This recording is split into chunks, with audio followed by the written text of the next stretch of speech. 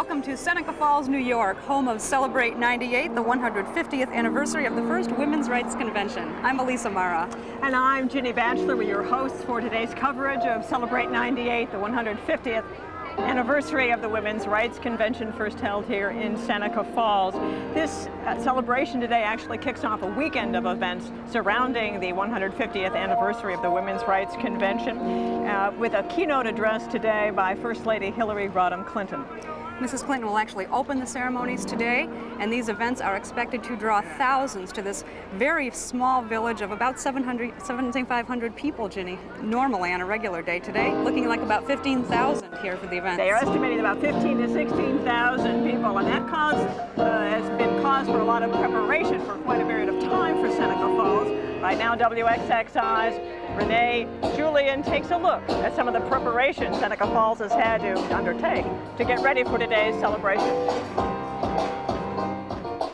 One look around this small town and you know they're getting ready for something big.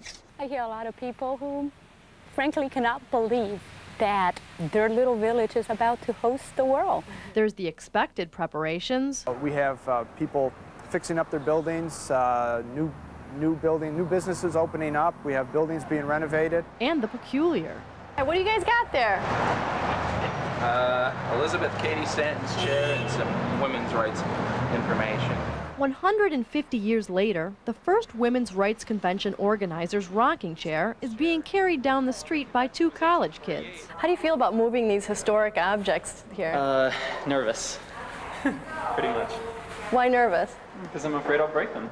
Yes, he's the one who broke Elizabeth Cady Stanton's chair. Is not something I want branded to me for life. From college kids to Elizabeth Cady Stanton herself. The chair is the right date. The paint is good. It's believable. Seneca Falls is rising to the occasion. It's going to be an interesting situation. We're a small community, and we're really inviting the world to come in and visit us. Soon, this town of fewer than 8,000 will host the nation for Celebrate 98. Oh boy, I've been hearing numbers as high as 50,000 people a day. To the people of Seneca Falls, this celebration has special meaning. Total mass confusion, and it's best. And it's best. I'll simply drive my bicycle because I do expect there to be traffic jam. In my houses, we are all women except myself. I got two girls and my wife. So I support women's rights very much.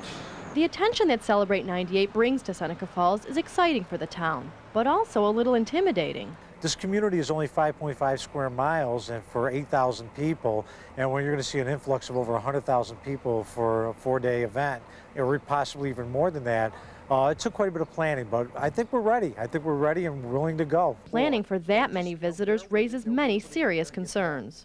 Our biggest concern would be, of course, the weather. I'm real concerned if it gets to be 90 degrees and high humidity. My biggest concern, that I'll be too emotional to deliver the speeches and to do the things that I've been asked to do. For Josie Fernandez, being the superintendent of the National Women's Rights Historical Park can make nerves run high before an event like this, especially with the First Lady in town. It's the kind of event that really touches your heart, and I want to make sure that I do the right thing. I mean, when you've got the First Lady of the United States coming to Seneca Falls as part of Celebrate 98, that's a difficult act to follow, obviously. Almost in the shadow of this huge celebration is the National Women's Hall of Fame. They do this every year, just not on such a large scale.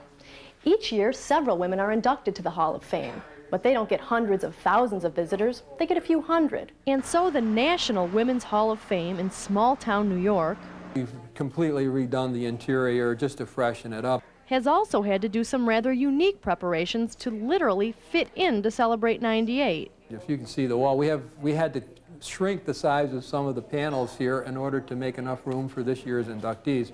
We're out of room. There's never enough money, but we have become stronger and stronger with every year. Right now they're putting fiscal issues aside. It's time for the Hall of Fame, the National Park, Celebrate 98, and the town to unite and shine for what they all have in common, being the birthplace of women's rights.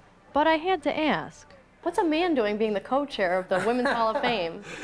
Seneca Falls is about gender rights, I think. I get that all the time. In that sense, it's not just women's rights, it's human rights, it's gender rights. Those strong feelings are the common tie of the celebration. I was not born in the United States. I came to the United States as a political refugee from Cuba when I was 13 years old.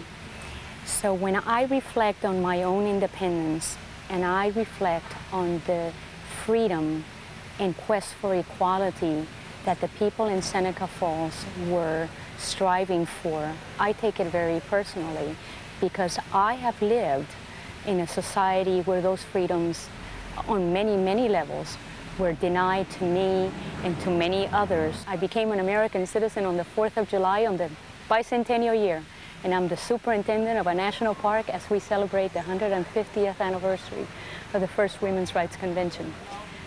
What can I say? What a country.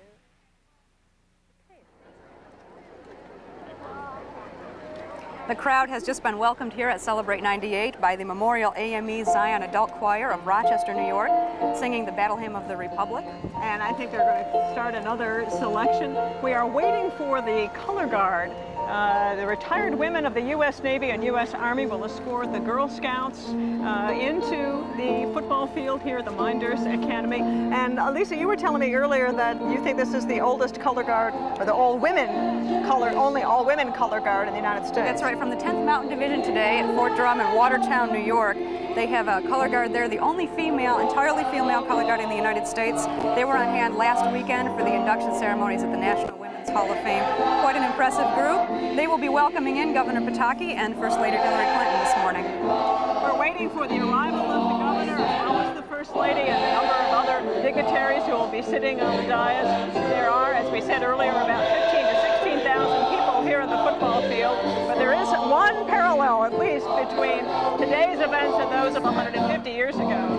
The original women who met over tea to discuss and begin the Declaration of Sentiments also met on a sweltering day in July, and this holds true to be very much a sweltering day in July, but a very joyful one. It's probably about 85 degrees here. It's been very humid this week. The First Lady has had a very hot and humid visit. She started yesterday in Troy, New York, on her America Treasures tour that has to do with historic landmarks, and she's tying that into the Women's Rights Convention and the 150th anniversary. Now, she was in Auburn yesterday, also in the Finger Lakes at the Harriet Tubman House. Then she moved on to Victor. She talked to some Native Americans there, and then she was also in Seneca Falls visiting the Wesleyan Chapel last evening. That was the site, of course, of the historic convention. She's also bringing word of financial gifts for things like America's Treasures, like the Harriet Tubman House, and in general, she has just received a very warm welcome in this area. Hundreds and every little small town have turned out to greet her. And this is her culminating stop on this tour to preserve America's treasures. It seems a very appropriate final stop and a big step. And we will hear a lot of common threads from the early suffragist movement represented here in today's celebration. We heard before our program started from a woman who portrays Elizabeth Cady Stanton, who read words from Elizabeth Cady Stanton, also words from Frederick Douglass, and we will hear songs and speeches from women from the Iroquois Confederacy, which was very much a organization and that the early women in Seneca Falls admired because of their ability to hold power, to enter into contracts. They had many, many rights that the white women of that time did not have. And that is one of the things that's happening in Seneca Falls. Over the next 4 days, the small village will be filled with dramatizations and reenactments of some of the things that were going on, not just the historic Declaration of Sentiments, but some of the other things that were going on at that time. So as you come to Seneca Falls this weekend, you really get a sense of the history of it. But as well, going on in Rochester is Forum 98. That is a gathering of great women thinkers discussing issues that will concern women and everyone for the new millennium. So they are all making pilgrimages to Seneca Falls. The NOW Convention was held in Rochester earlier in the week. The NOW Convention moved down here yesterday. Really a lovely mix of the historic and the traditional coming together with the more progressive. Lissa, you were here for the attendance of the induction of 21 women into the Women's Hall of Fame that's also here in Seneca Falls. We should make clear that there is the Women's Rights National Historic Park, and there is also the National Women's Hall of Fame, both separate locations, but both here in Seneca Falls. Tell me about that event the other night. 21 women inducted, including Madeleine Albright, the first woman Secretary of State. Those events were very exciting. Some great women there, and they spent the weekend here in Seneca Falls and kind of set this whole thing up. Now, if you'll allow us to, we will take a little bit of a listen to this beautiful choir, the Memorial AME Zion Adult Choir from Rochester, New York, getting ready for Governor Pataki and, of course, for Mrs. Clinton.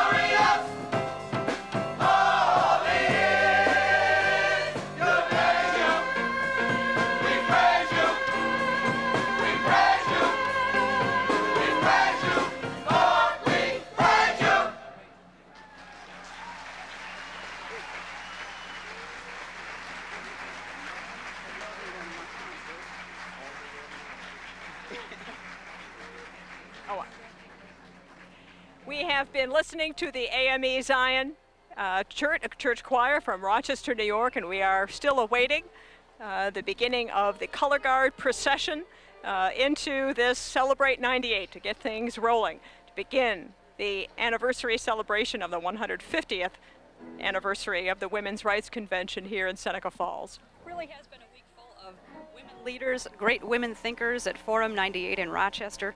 A lot of discussions going on in Seneca Falls. Former Surgeon General Antonio Novella has been here, of course the first Hispanic to be named Surgeon General and the first very long-serving member of the cabinet, and she has really inspired women here this week about the desire to be respected and to be credible going in. She's just one of the dozens and dozens of women leaders who have taken part this last weekend and through this week. There have been meetings held and discussions held both at the National Organization for Women Convention in Rochester earlier this week, early last week, as well as at Hobart William Smith Colleges in Geneva, New York. And my understanding is tomorrow there will be a new declaration of sentiments to come out, sort of a 1998 updated version of where we go from here. That's right. Forum 98 people will be here from Rochester. The people from the NOW convention have been here, and all of these women are going to come together. They're going to offer up a re-declaration of sentiments, and they're going to ask the public to sign it. So over in Declaration Park near Wesleyan Chapel, the public will be invited actually to take part in this ceremony and to walk in during the day and sign the new Declaration of Sentiments. It's going to be quite exciting, and I bet there'll be a few more names of men on this one than there were at the first one. We have great music going on in the background. Again, we are waiting for the official procession to begin. We will be hearing from a variety of people, including the mayor of Seneca Falls, who will welcome us to this grand celebration. And we will move on to hearing a number of other people, Marianne Krupczak, the governor of New York, George Pataki, and finally, First Lady Hillary Rodham Clinton. And now we're going to listen to the adult AME Zion Choir from Rochester, New York, continuing as we wait for Mrs. Clinton and Governor Pataki.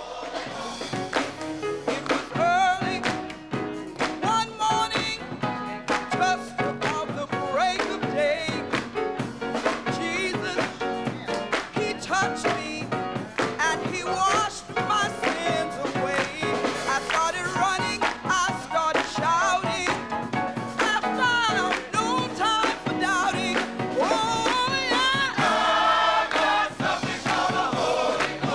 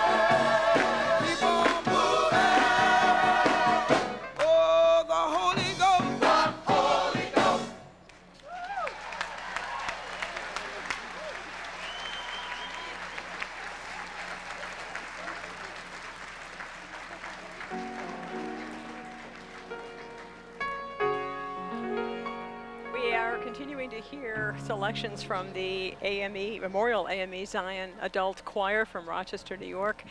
We have seen helicopters land. We are seeing New York State Trooper horse patrols ready, so it is a matter of just beginning with the color guard, the national anthem, and then this Celebrate 98 gets going. It has been a really interesting week for the small village of Seneca Falls and really for the smallish Finger Lakes region to deal with Secret Service, federal officials coming into town way in advance, but then this week they really kind of swarmed in and did their job, did it very well. It's amazing to me how well the ceremony has gone in terms of organization. There have to be, I think the newest crowd estimates are about 12,000 people here, not really a bad seat in the house. Secret Service everywhere, but in general the flavor of the celebration is being maintained. And you're right, the tone of coordination and cooperation, it has run very smoothly. There's a lot of people here, there's a lot of safety concerns to be sure, but everyone is really, I think, expressing a great sense, men and women, a great sense of pride in terms of what this celebration is all about and what it marks. There were some questions earlier on in the celebration and the planning of the celebration, whether there would be a lot of people here to take part in it. It hit the New York Times, it began to hit the local papers, it went out to the national media, and suddenly the world is really here this week.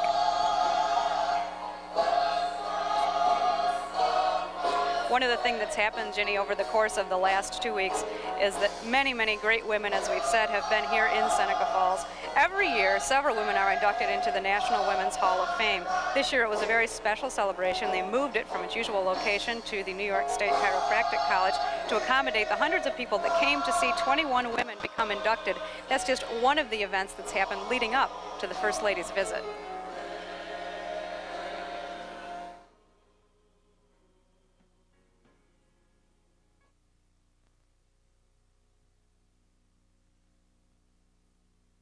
Were inducted into the National Women's Hall of Fame. For your contributions to world security, you are inducted into the National Women's Hall of Fame.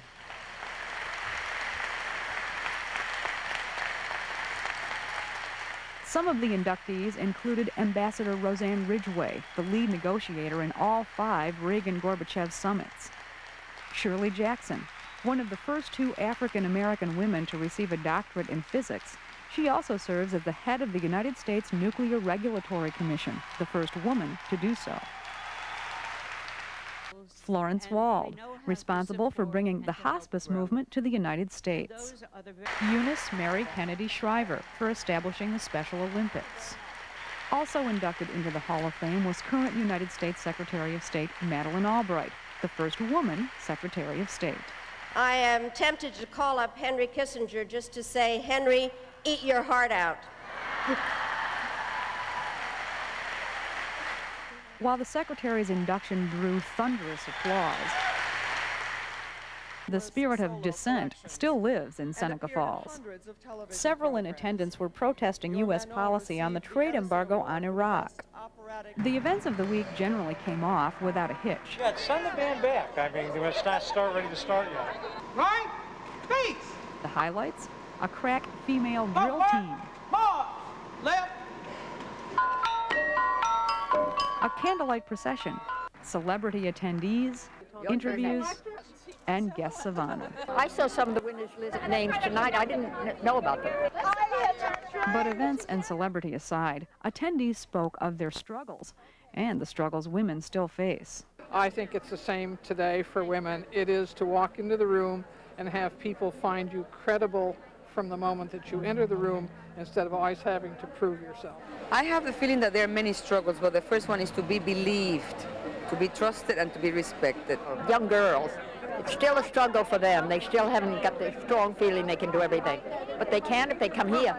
And here in Seneca Falls, 150 years ago, Lucretia Mott, Elizabeth Cady Stanton, and Lucy Stone, in Madeleine Albright's words, found a way in just their second sentence to get the better of Thomas Jefferson. Let us call it our Declaration of Rights and Sentiments. They asserted that men and women are created equal.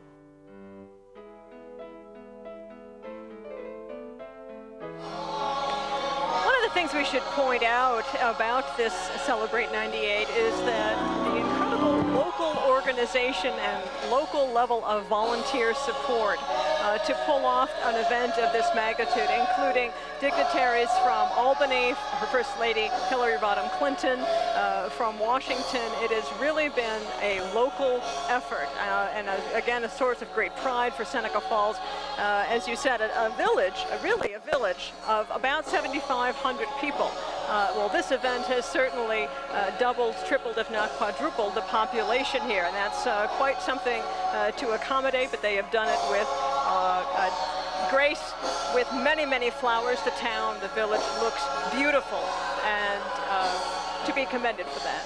Against the backdrop of the Memorial AME Adult Zion Choir from Rochester, New York, these are the opening ceremonies for Celebrate 98, to be presided over by the First Lady Hillary Rodham Clinton. She's been in the area this week.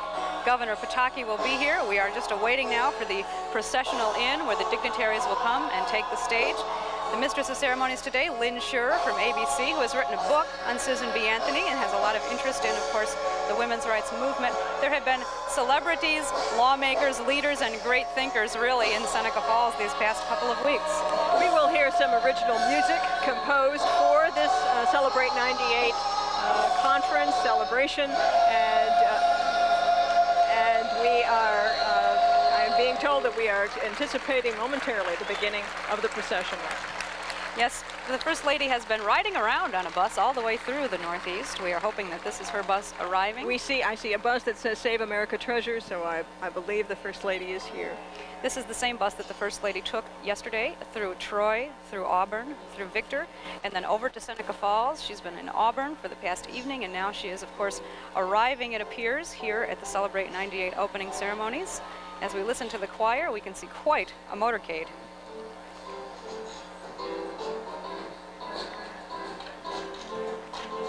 Probably about 80 to 85 degrees is what they're expecting. 80, 85 degrees, and I'd say 80, 85% humidity. A lot of sun hats. It's a far cry from crinolines and corsets here, thankfully.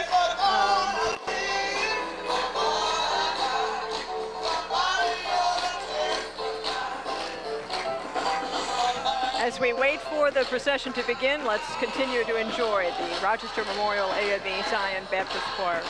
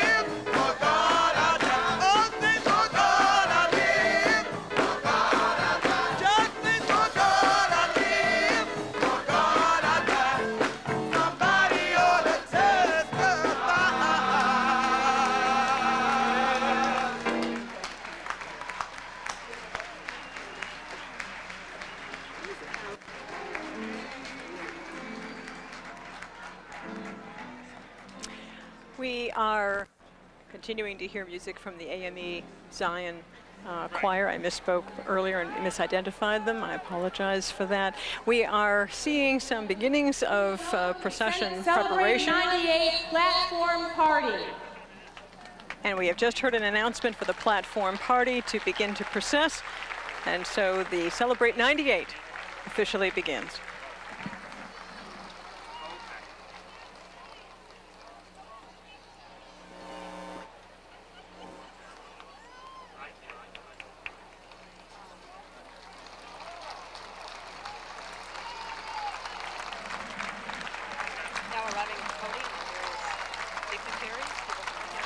Service.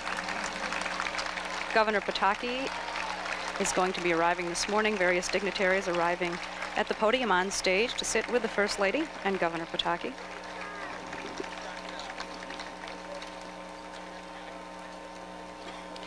They're joined by Lynn Sure is now coming on stage. Assemblyman Michael Nozzolio from New York State. Congresswoman Louise Slaughter.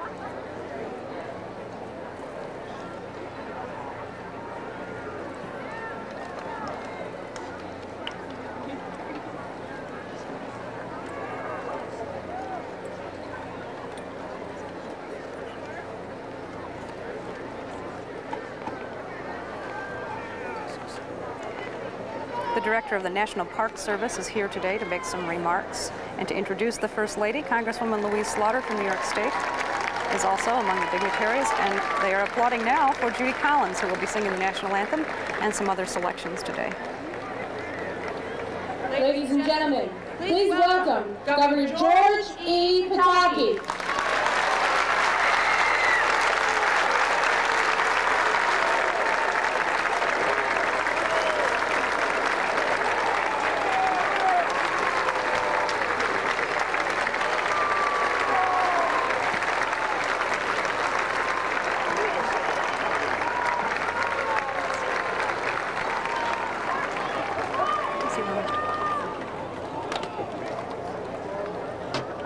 Ladies and gentlemen, please welcome our First Lady, Hillary Rodham Clinton.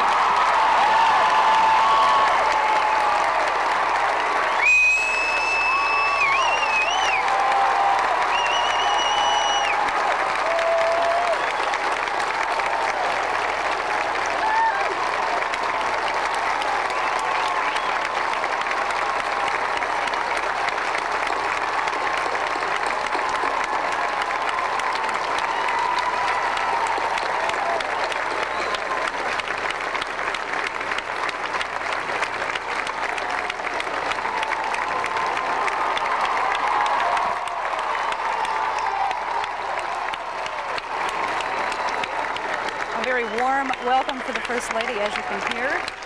She stands and waves to the crowd. Also a warm welcome. Ladies and gentlemen, please remain standing for the presentation of the colors and our national anthem.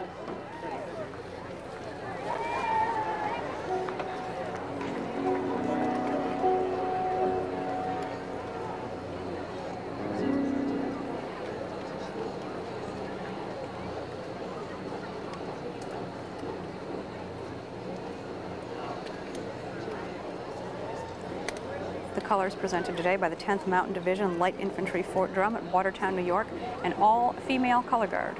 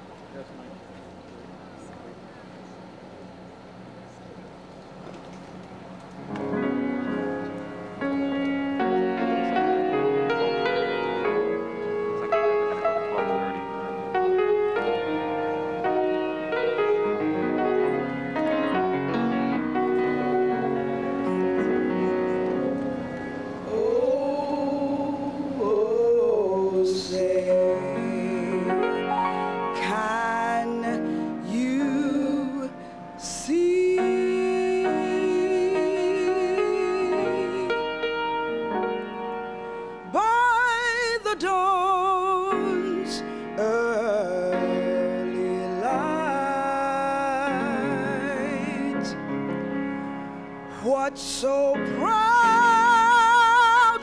we held at the twilight's last gleaming, whose broad stripes and bright stars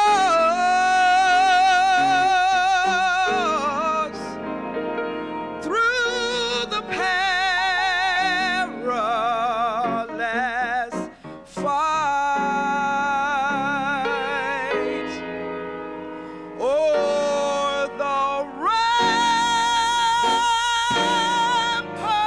we watched were so gallantly streaming, and the rocket's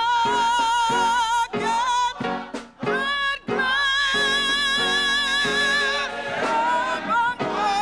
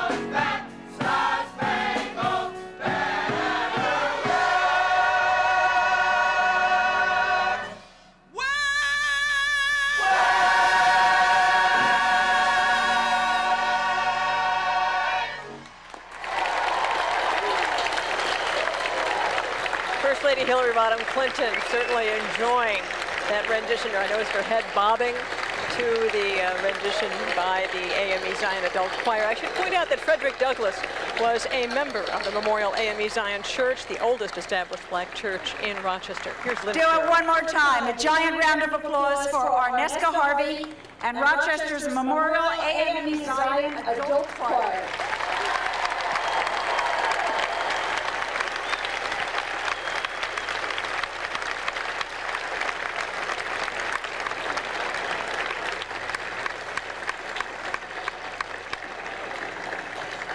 I should point out that that is the church where Frederick Douglass worshipped 150 years ago. A very special place indeed. I think I have the authority to ask you to be seated now. Mrs. Clinton, Governor Pataki, welcome to the stage of this splendid celebration, where the purple and yellow and white of the suffrage flag are now officially joined with the red, white, and blue of our nation. I can't help wondering how much different things might have been in 1848 if a First Lady and a governor, not to mention some 20,000 people, had showed up in support of that first Women's Rights Convention. Who knows, we might have gotten the right to vote in 1849.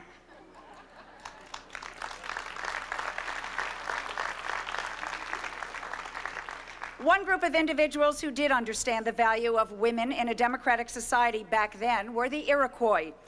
And the women who called the Seneca Falls Convention acknowledged the influence of their Native American neighbors. In honor of that connection, Judy Swamp of the Wolf Clan of the traditional people of the Mohawk Nation will formally open this ceremony with the first words.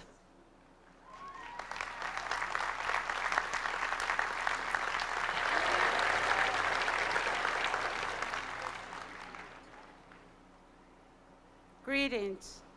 It is an honor for me to be here to make this presentation, especially when I see so many faces, a lot of them women. I would like to give what we call Ohantagari Watehko, which means words before all others. I will say it in Mohawk and translate. Neno naka no ni wata ni salahawi. Neno naka no ni kwa taloro. Nene chikati o kwetake. Nene ko no na hunto kwetaloro ke. Nene ayehlek. Akwe ko na ta kalite. Ona kati ne wate kan walato me. Te wate no walatunya. Tanona ni ne to kan walato me. Nene ti ni staha. Nene ko la sita ko salako. Nene akwe ko ta kutka on hake. Una hotan kwa tahni latsta. Neni nana kwe ko ti to hwe no ni ne yu kwa ni ko la ti tin hwalato neni ti ni staha onja ne ka ti ona ne no oya ne ti tin hwalato we ne jina ho ti tu nyanyu jinu we ni to wes ne go hunja ke ne na kwe ko ne ne yu kwa tahni latsta kwe no wa ni sala tenyo e so wa ngwati dek ti se ko ki wa ki tin hwalato we deno no kwa son a o hunde son a chio piloto a kwe ku china hoti tu nyanyu nena kwe ku nene totka nene ko no we liang hu chatato ne ka ti no na kwe ku a ti to wa hwe no ni ti tin hwala to we ne china hoto wa kana to ni deno nene oya nene ti tin hwala to nya nene chio piloto nene yotka te no ne ge ni otari ha nene tono to te la kwa we hosta ne ka tin ne ono ti tin hwala to we ni chokolo tunya ta nene oya nene china hota ti ona ta wale nene ne to watsta nene waro nene no ona ti tin hwala to we nene chokolo to e kutke to ta nene skeno to nene ha to kona te nene na kweko ti kinyato nene getko a kweko ne kones na hota tinyahes ne ka tin ne ono a kweko ti to hwe no ni kwa ni gura ti tin hwala to we ne no skeno to ta ne na o ta ne kalio ne ka tin no oya wa ki tin hwala tunya ne ni chika ne kalonyo chi hunchate ne ni ahno anu ni salatenyo tai to bon heke ne ne to sai na yo to hake ne ne o ne kanus ne ne chi yu kwa nya tatas ne ni kwa nya tanawa ne ka tin ne no no anti to hwe no ni yu kwa ni gura ta na kwe ku ti tin hwala tunya ne ni chika ne kalunya ta ne na ka ju su a ne ne no na ti ona ta wale ne ne na kwe ku ne ni kwa ni gura ti tin hwala tu ne ne ka ju su a ne ne to watch ta ne ka kwa auli wa ta ne ka ti ona ne ne ju ko ten ju sta tenyu ne ne ska ji ela ne ne kwa ho ha tu dat kwa tastu ne ne o ji to ko ne ne no o kya ke to watch ta ne na kwa ta ni lat sta kwe chi ko ti kwa ta ole o hu ja ke o na ka ti ne na ska ji na ti to wa ele ti to wa hwe no ni kwa ni gura ta ti chin wala to ne no ji to ko ta ne na ka ti o ne o ni ne ne jit ka ru ya ti to wat ka to ne ne la ti welas ne ne na ko no ni wa ni sala tenyu ne ne ta ti has no ne ka so ne na kwe ko aso suno ni chika ne ka runya no na ka ti ne ti to wa we no ni kwa ni gura te chitwan wala to ne la ti welas ta no na ni o ni ne ka iri ni ka ora ke ne so ke yo tariha so ke ni yo visto ne ko no we ne yu kwa ri wawase ase sa yo ni chin kwa tore ne ka ti ne no na ti to ten wala to You are listening now to Judy Swan, Mohawk clan mother. You are listening to words being spoken in Mohawk called the first words, the traditional Mohawk opening of celebrations and ceremonies. Judy Swamp, wife of Jake Swamp, a well-known chief of the Tree of Peace Society, is offering these words. She will then translate in English to officially open the ceremonies.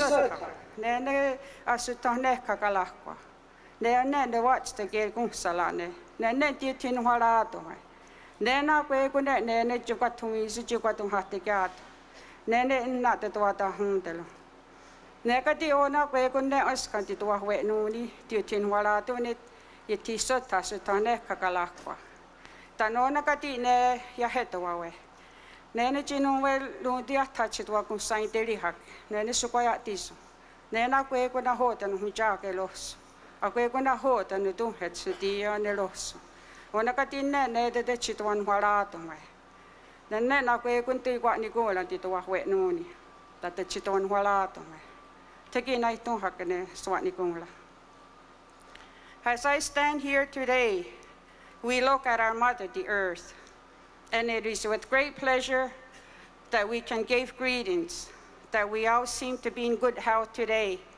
And so we look at our mother, the earth, and we give her thanks. And after that, we look at the grasses around us, the medicinal herbs, and all the things that grow on this planet, all the plants that help to sustain us. Now we come together of one mind and we give them thanks. And now at this time, we look around us and we see different bodies of waters. And in those waters, we see the fish life. And we come together of one mind and we give thanks to the waters of the world and the fish life that sustain within. And now we give thanks to all the life around us, like the deer that we can use for meat to sustain us. We come of one mind and we gave them thanks. Give thanks to all the animal life of this world. And now next we come to the birds that is in the skies above us, that have beautiful sounds to sing to us when we are not feeling well. Some we use for meat and some we use for ceremonies, like the eagle who is the head of all the bird life. And we also come together of one mind and give them thanks. And now as we look above us at the sky, we notice that the thunder beings will come about now and then and refresh all the waters in the world. We also gave them thanks. We come of one mind and give them thanks. And now we come to the four winds, the one from the east, one from the west, one from the north, and one from the south. And we come together of one mind, and we gather them all, and we give them thanks. And now we come to our brother, who is shining his light upon us today, and giving us a lot of heat. And we also gave him thanks. And now, as the day goes on, we wait for our grandmother, the moon, of whom we are connected. We, the female life of the world, are connected. And she brings on the time of births for our newborns. And we come together, the women of the world, and we give them thanks. And now, I might have forgotten some things, but they always tell us that if I have, that would be up to each individual to remember and give thanks. And now we come to the Creator who dwells above us, whose face we do not know, but who we respect and gave ceremonies to, so that we can all live together in this world. And now I am done at all, but I also would like to just give a few words today as I look around me and look at all the faces of the different races. May we have the courage and the commitment that we can go forth and come together as one people, one mind, one body, and one heart. Nyawankoa. We have just been listening to Judy Swamp, the Mohawk clan mother, speaking first in Mohawk and then translating into English the early words. The first words traditional to opening of the ceremonies now taking the stage is Bradford Jones, the mayor of Seneca Falls. On behalf of the community of Seneca Falls, I am pleased to offer a warm welcome to our First Lady, Hillary Rodham Clinton,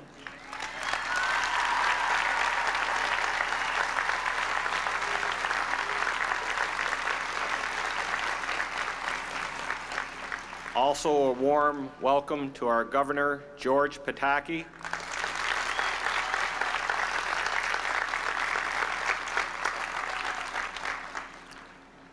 Distinguished guests, and everyone gathered here today.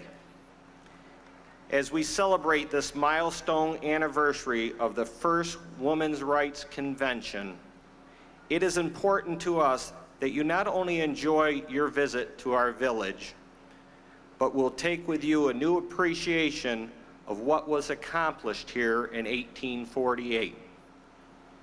To hold a convention that would call for equal rights for women, organized by women, debated in public by women, was a landmark moment in American history.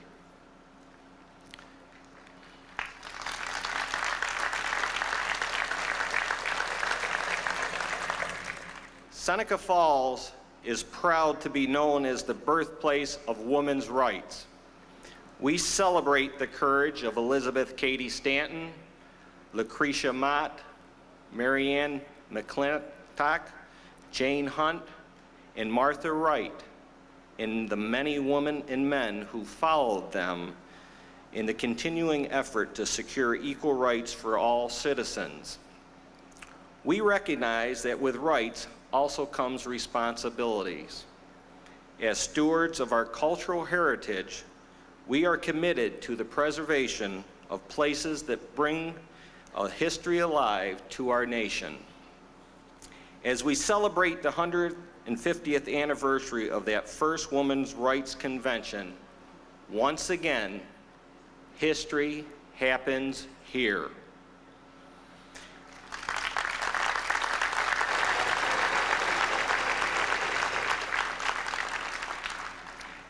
As mayor of the village of Seneca Falls, I want to thank the Celebrate 98 committee and the many national, state, and local organizations and individuals who have volunteered and worked so hard to make this program meaningful and memorable. Thank you. We have been listening to Bradford Jones, mayor of Seneca Falls. Gentleman, I'm sure he's very proud of what his village has done to prepare for this. Part of my role this morning is to remind you of the grand anniversary we are commemorating, to recall what happened then as a lesson for the way we are privileged to be today.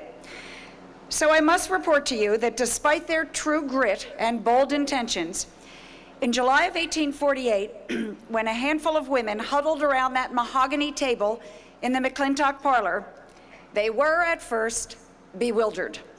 With no experience in setting up a political meeting, they found themselves, in their own words, quite innocent of the Herculean labors they proposed. Indeed, the idea of framing a revolution or coming up with a treatise left them feeling, and I quote again, as helpless and as hopeless as if they had been suddenly asked to construct a steam engine. Too bad they didn't have Marianne Krupsak around.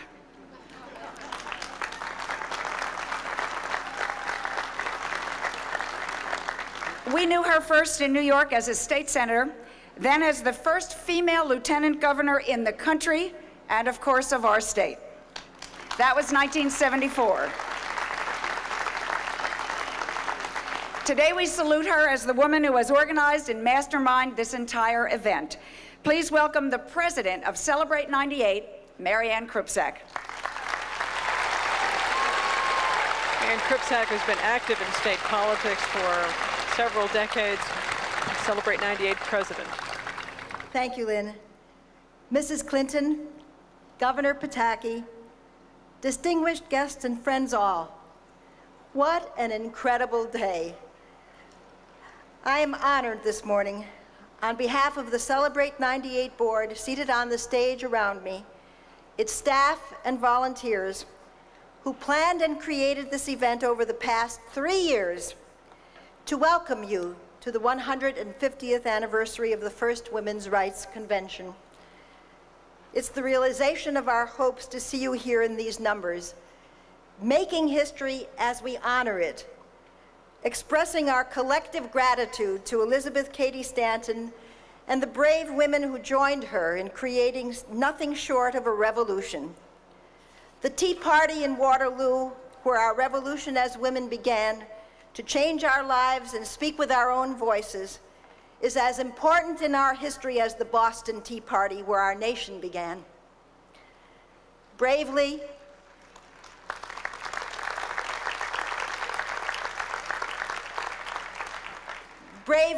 passionately, these few women of Seneca Falls in 1848 denounced the political, social, and cultural impediments to full participation of women in the lives of their own families, their communities, and their country, and ushered in a movement for justice and equality that continues to this day. Their determination opened the door for women's achievements unimaginable in their day, and more important, changed the day-to-day lives of each and every woman in our country. The lesson is plain and clear. Every person matters. Everyone can make a difference.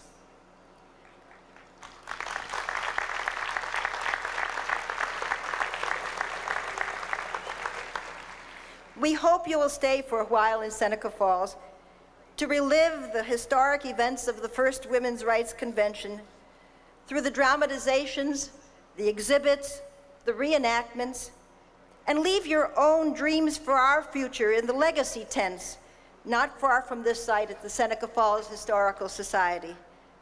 And when you do, you will leave knowing more, appreciating more the way fearless, unintimidated individuals can bring about change. They did it for us in the 19th century. And we saw such a woman pick up the challenge and continue the battle for full gender equality in our own 20th century in the person of Bella Abzug.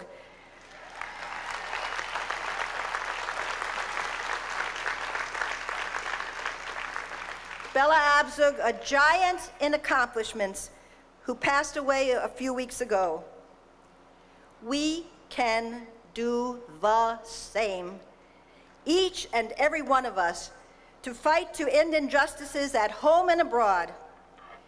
In closing, I want to thank the community of Seneca Falls for hosting this extraordinary celebration, their leaders, and all the sponsors whose names you will see throughout the venues where events are taking place. For without their financial help and services, we could not have provided this celebration as we see it today. This is the right place to be in July of 1998.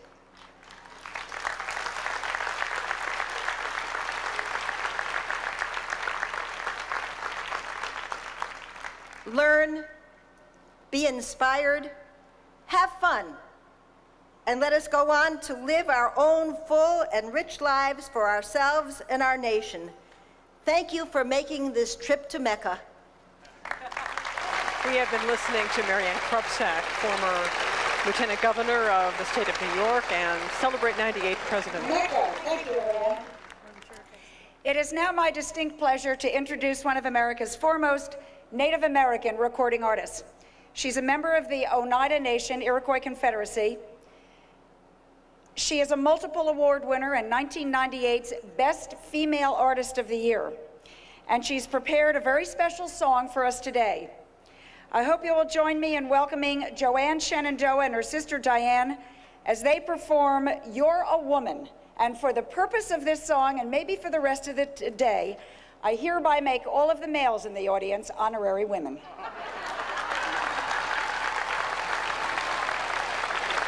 Joanne Shenandoah and her sister taking the stage now to perform an original composition.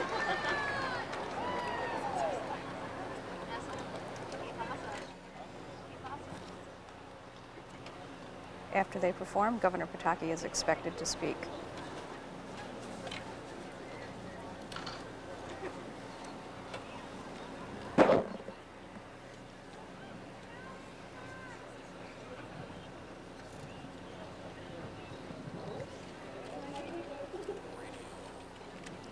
We are honored to be here as Iroquois women, where the women's rights movement began.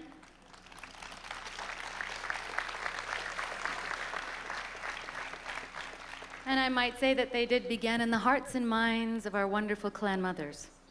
I'd like to give them a big hand just now.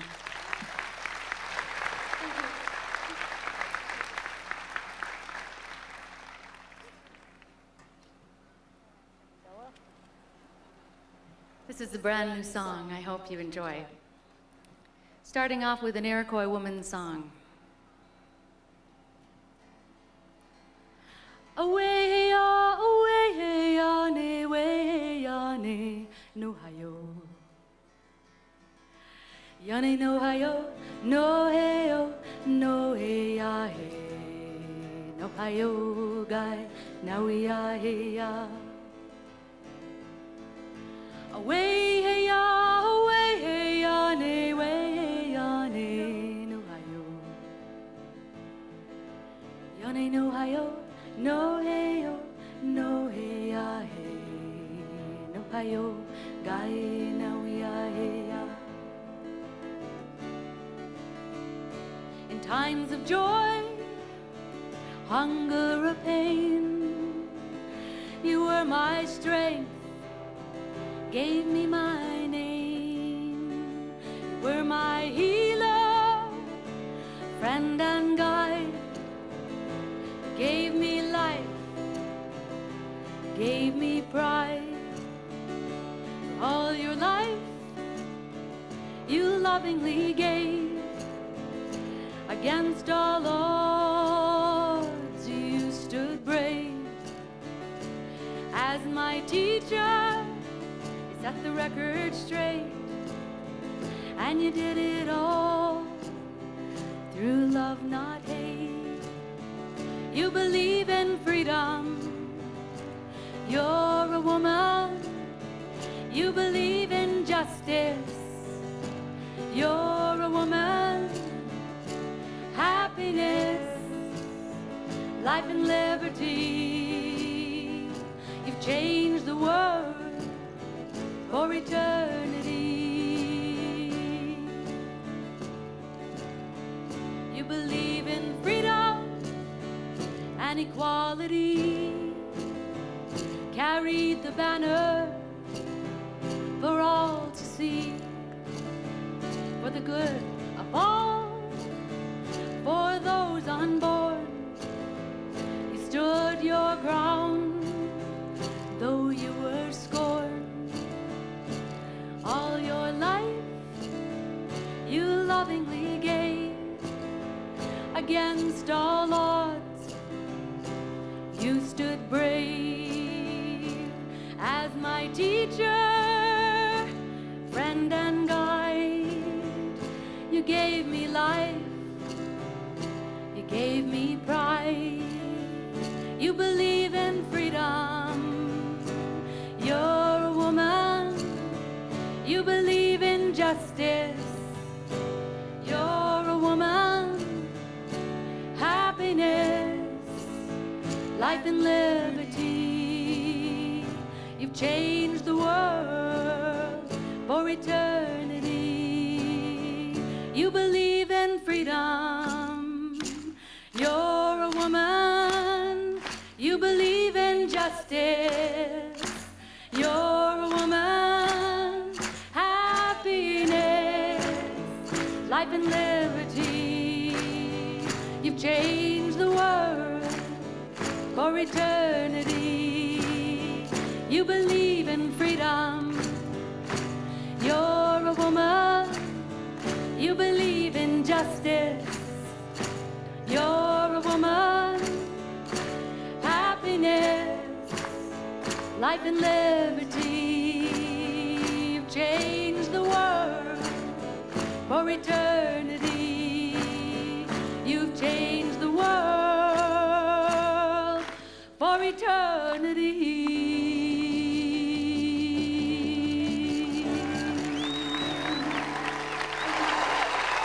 Joanne Shenandoah, nationally acclaimed songwriter, serenading the Celebrate 98 opening ceremonies. We're awaiting a speech. Governor George Pataki. Thank you both. That was fabulous. The women who called the Women's Rights Convention in 1848, and indeed those who worked in the women's movement in the United States, did not hate men.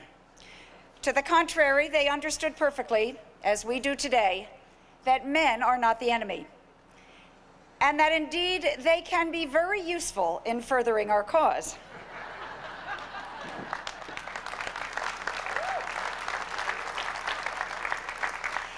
At Seneca Falls, men were invaluable allies, helping the women utter their first tentative whispers for full equality with support and a willingness to stand up front.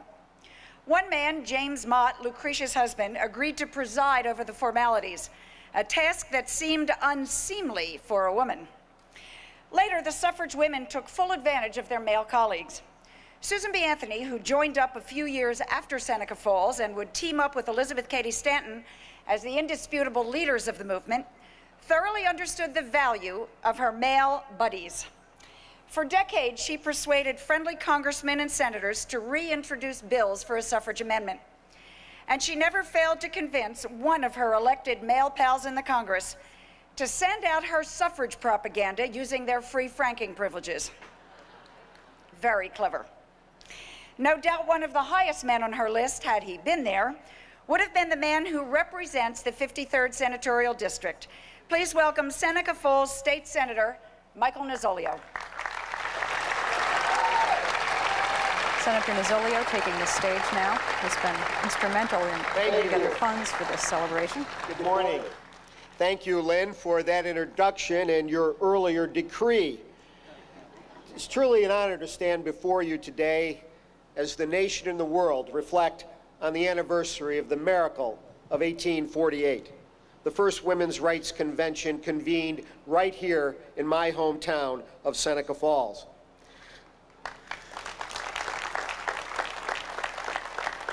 Let me say from the outset, I wish to thank personally and publicly Marianne Krupsak and the entire Celebrate 98 committee for putting together these wonderful events.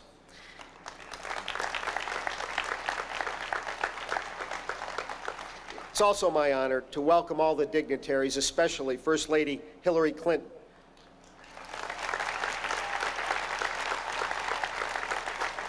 And my good friend, the governor of this state, Governor George Pataki.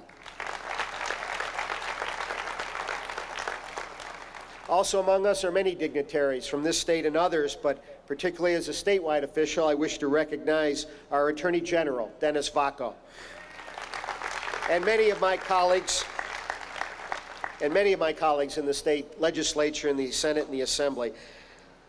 I cannot tell you how proud I am as a native son of Seneca Falls to welcome our nation's First Lady on this historic occasion. To quote the First Lady's best-selling book, "It takes a village." My friends, it took a village, our village, the village of Seneca Falls, to forever change the course of American history.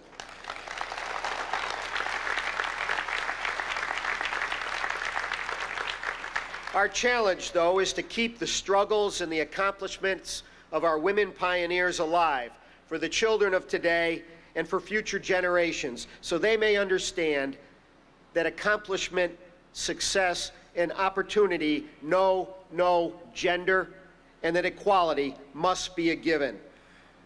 The story of women's rights is a story of and for all Americans, whether they landed at Plymouth Rock or arrived at Ellis Island. My grandmother, grandfather, and father left their home far across the globe in Sparanese, Italy, a small town in the southern portion of that country, and came to Seneca Falls to seek the American dream. They moved into a modest home on a side street in this village on Washington Street, about a mile from where we are today. Over these next few days, many of you will visit that street because, as fate would have it, the house my family moved into was right next door to the house where Elizabeth Cady Stanton herself lived a few generations earlier. And at that time, the house was designated by only a small New York State historical marker. I'll never forget, as a small boy, when I asked Grandma what that marker meant, and she, in her broken English, replied with reverence and pride, "Because of the lady who lived in that house, I have the right to vote."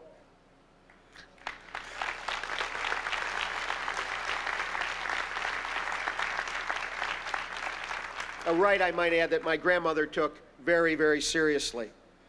We owe it to our children to ensure that Elizabeth Cady Stanton and Susan B. Anthony and all the others are not just names in a textbook or labels on an historic marker. Our next speaker, New York State's Governor George Pataki understands the importance of preserving our heritage in order to enhance our future. This year, Governor Pataki delivered major state funding for acclaimed filmmaker Ken Burns' project on a documentary film on the lives of Stanton and Anthony. Because of Governor Pataki's support, millions of Americans will discover and rediscover these two great American women. By creating the Governor's Commission honoring the achievement of women in New York State, Governor Pataki is working to ensure that women's achievements are recognized and celebrated, and this rich heritage is protected. Whether it's providing unprecedented funding for breast cancer research, or toughening criminal penalties for domestic violence, or appointing a record number of women to important cabinet positions and the judiciary, Governor Pataki has done so very much to create opportunities for women's advancements in New York State. Ladies and gentlemen, it gives me great pleasure to introduce to you my good friend and our great governor of New York State, George E. Pataki. Senator Nozzolio gives the stage to Governor Pataki. He's receiving a standing ovation. And there is a podium that is being brought on. Stage next to him. Senator Nozzolio, thank you for that very kind introduction. What a wonderful day, and what a great celebration. And thank you all for being here. But let me just again thank one person who I know has worked so hard over the last 3 years to make this happen, and she deserves another round of applause. Marianne Krupsak. Marianne, thank you for your courage and for what you've done. To Mayor Jones, Judy Collins, Lynn Shear, Bob Stanton, Judy Woodruff, and all of the participants in this wonderful convention, it's a privilege to share this special day with you. And let me just again thank my colleagues in government who have come here from across New York State, Attorney General Vacco, Congresswoman Slaughter, and so many others in the state legislature who are here. Thank you for joining us and being with us today.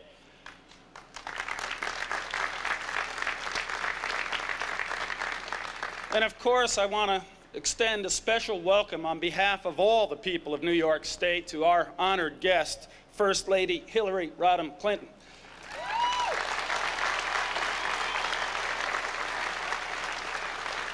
On behalf of all New Yorkers, let me say how proud we are that you are here today, but more importantly, how proud we are with what you have been doing to protect and preserve the heritage of this great state and this great country. Thank you very much.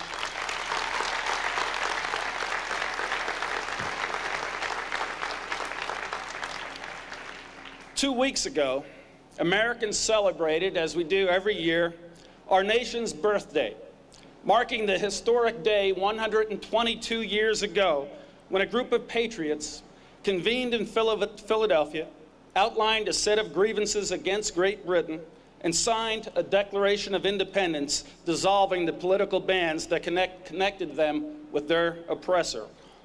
For nearly 2¼ centuries, the 4th of July has been a day of national pride, a day when we as Americans celebrate what Francis Wright called, quote, a new era in the history of man. Today, we've gathered to mark an equally proud and important event in American history, an event that ushered in a new era in the history of women. The women who assembled here a century and a half ago are the philosophical heirs of those we honor on Independence Day. They were heroes in the fight for liberty, leaders in the march for human progress, and bellwethers in the quest to complete a young nation's unfinished pursuit of freedom. They fought to uphold the purely American ideal that all Americans are endowed with certain rights that are beyond the power of any state to deny. There is no higher purpose than the one that drew Elizabeth Cady Stanton, Lucretia Mott, Mary McClintock, and hundreds of other Americans to this spot 150 years ago. They came here fighting for principles grounded in the eternal foundation of justice. They came here seeking to uphold the ideals on which our great nation was founded. And so today is more than just a celebration of a convention that took place here. It's a celebration of freedom and a tribute to those who endured hardship and contempt. in the bold pursuit of that freedom. And yes, today should also be a celebration of the progress that has sprung from their sacrifice, a day to reflect on the tremendous strides we've made as a society, as a people, and as a nation. Today, a century and a half after women were denied even a faint voice in the making of laws, they are interpreting those laws as members of the Supreme Court. They are writing those laws as members of Congress. They are signing those laws as governors. They are influencing those laws as secretaries of state. They are enforcing those laws as police officers and federal agents.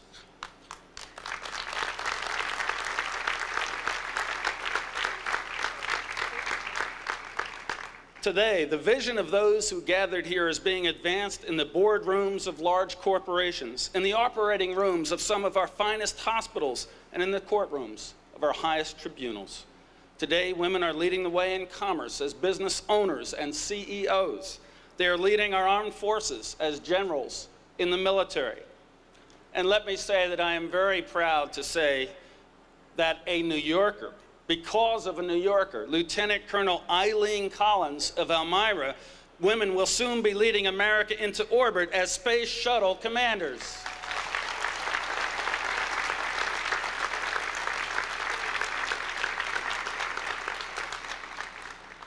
But while it is true that we've made progress, it's equally true that a nation and a people content with the progress of others is unlikely to carry on to completion the work they began. Today, like a century and a half ago, our nation still confronts great challenges. But today, unlike then, we confront those challenges as a nation fortified by full participation of all of its citizens. We do so as a nation enlightened by the mistakes of our past. We do so as a nation committed more than ever to human freedom and justice. Because of those we honor today, the promise is great that our daughters will have the opportunity to rise as high into the realm of personal greatness as the strength of their determination will carry them.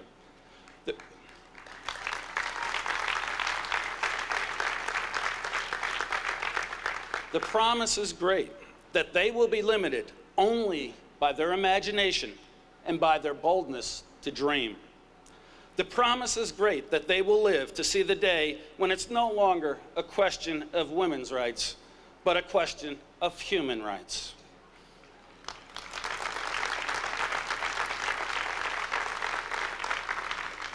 The names of those we honor today deserve a special place in the hearts of all Americans. They deserve our deepest national reverence. And yes, because they secured freedom in America, they deserve to be honored among our nation's forefathers. It is important that this and future generations of Americans know that the freedoms and opportunities we enjoy are the direct results of the extraordinary courage of these pioneering women. And that is why I'm pleased to announce the dedication of a monument that will be placed along the shores of Van Cleef Lake across from Trinity Church right here in Seneca Falls. The monument will consist of 3 life-size statues depicting Elizabeth Cady Stanton, Susan B. Anthony, and Amelia Bloomer.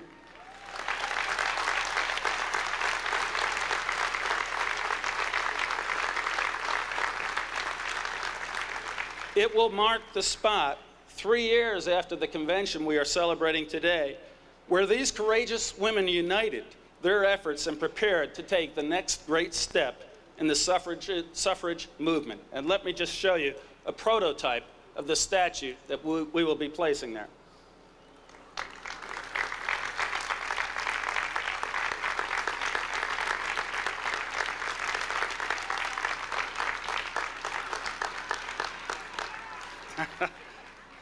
It's heavy.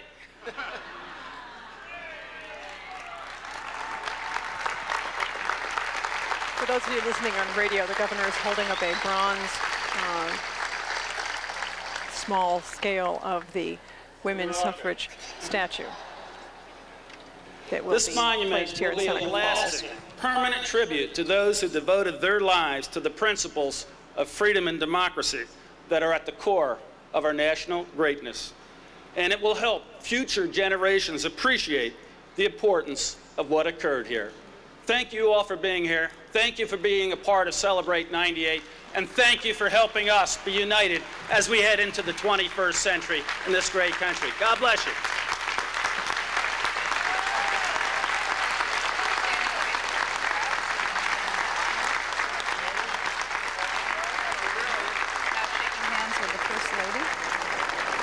And other dignitaries at the podium. That monument will be placed along the shores of Van Cleef Lake here in Seneca Falls, New York. We just got it. Who's the artist, we're being asked? We'll get you. We'll get you the name of the artist. Governor Pataki, thank you. Oh, we have the artist. Oh, the artist is in the front row down here. Big hand. Lincoln introduces the artist who made the monument to Susan B. Anthony and Elizabeth Cady Stanton and Amelia Bloomer, which will be placed right here. Ted Alves, is that correct? Congratulations to you. We look forward to the real thing. That's very exciting. Governor Pataki, thank you. Thank you for supporting the statue, for supporting this day, and for supporting all of these critical issues. We especially thank you for establishing the commission honoring the achievements of women, which will help us remember our past as we recommit to the future. Your dedication to education is setting a tone that all of us deeply appreciate. And speaking of education, I'm told that here in Seneca Falls, it's when you're in 4th grade that you start to learn local history. And if your local history includes this area, it includes a heavy dose of guess what? Isn't that nice? I think when I was little, there might have been a line in my history textbook that went something like, and then a bunch of crazy ladies and bloomers ran around to get the right to vote. That was about it. The Seneca Falls Youth Chorus, directed by Janet LaValle, is comprised mostly of 4th graders, and they're going to present a song that was composed especially for this anniversary celebration. It has a catchy title, It Takes a Village. These are students from the Elizabeth Cady Stanton and St. Patrick's schools here in Seneca Falls under the direction of Janet LaValle.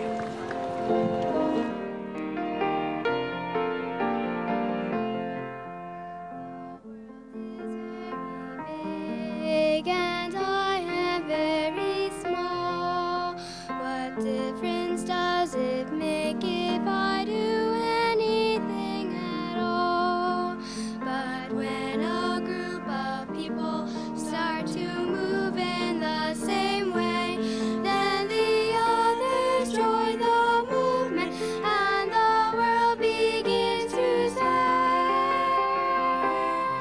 If it takes a village, I'm going to do my part. If it takes a village, I'm giving from the heart. If it takes a village, this is the place to start. For there is no village like America.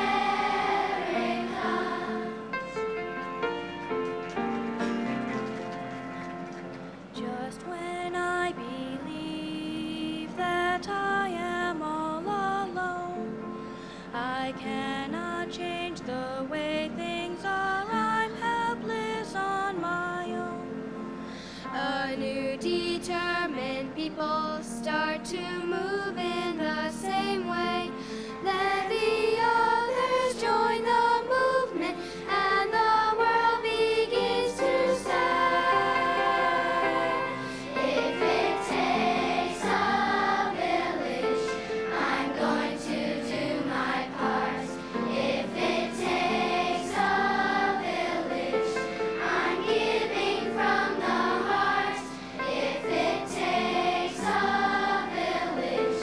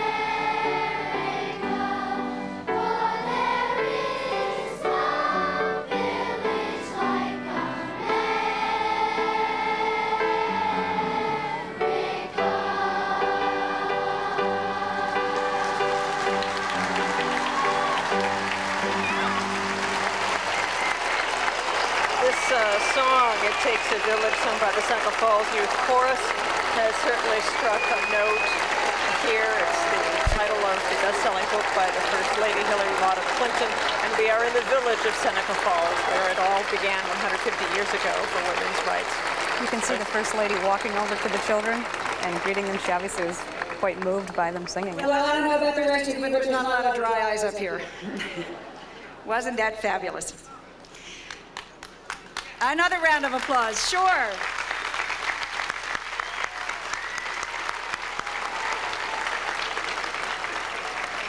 I don't know about you, Mrs. Clinton, that's a tough act to follow. The third resolution adopted unanimously at Seneca Falls read that we deplore the apathy and indifference of women in regard to her rights, thus restricting her to an inferior position in social, religious, and political life. And we urge her to claim an equal right to set on all subjects that interest the human family. Someone in Louise Slaughter's family tree must have been listening. A 6-term member of the House of Representatives from nearby Rochester, she is the lead sponsor of the legislation to make not just Seneca Falls, but a wide range of sites part of the New York Women's Heritage Trail.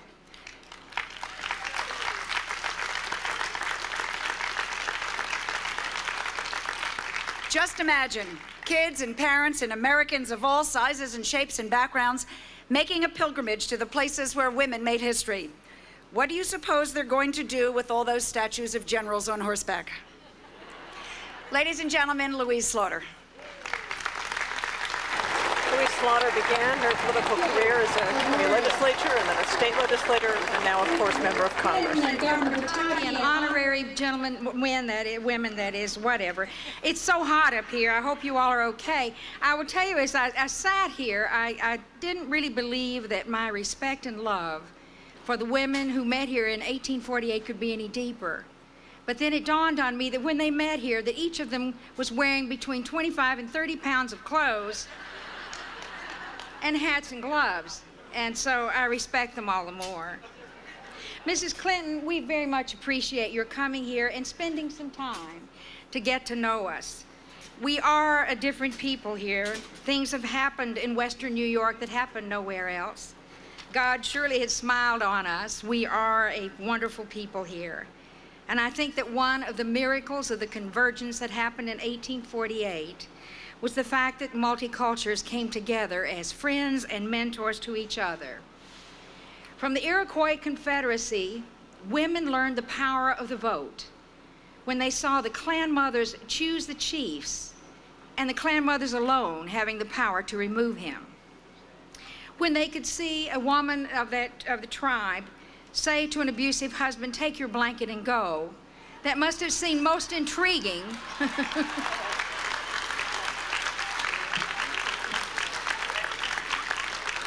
Can you imagine the effect that had on women who didn't even own the clothes on their back and whose children could be willed away from them by a deceased husband? From the African American community, they learned the price of freedom and the need for the struggle to continue.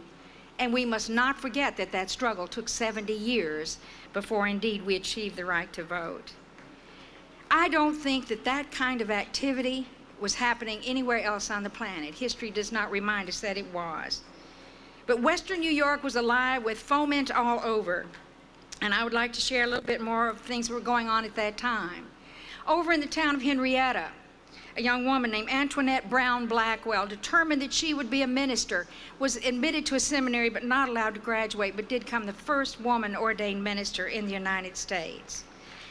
In Rochester, a wonderful group of women known as the Female Charitable Society built the Rochester Friendly Home for Women of the Streets, and also divided the city into sectors to make sure that all of the immigrant children living in each part of the city was fed and clothed and that their health care was taken care of.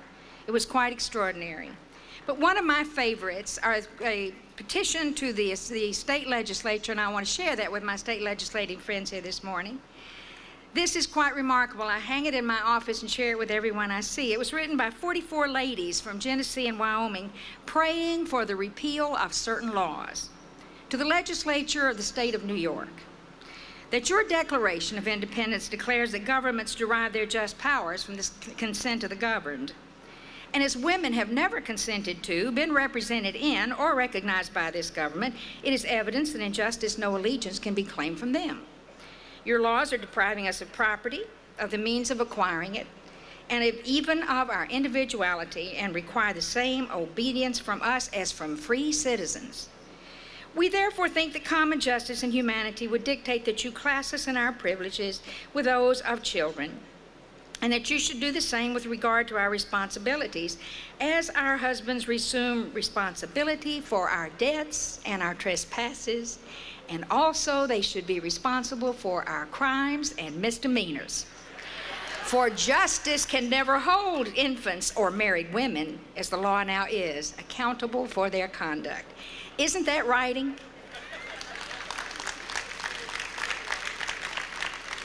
And so all over this part of the state of New York, there was a movement for change.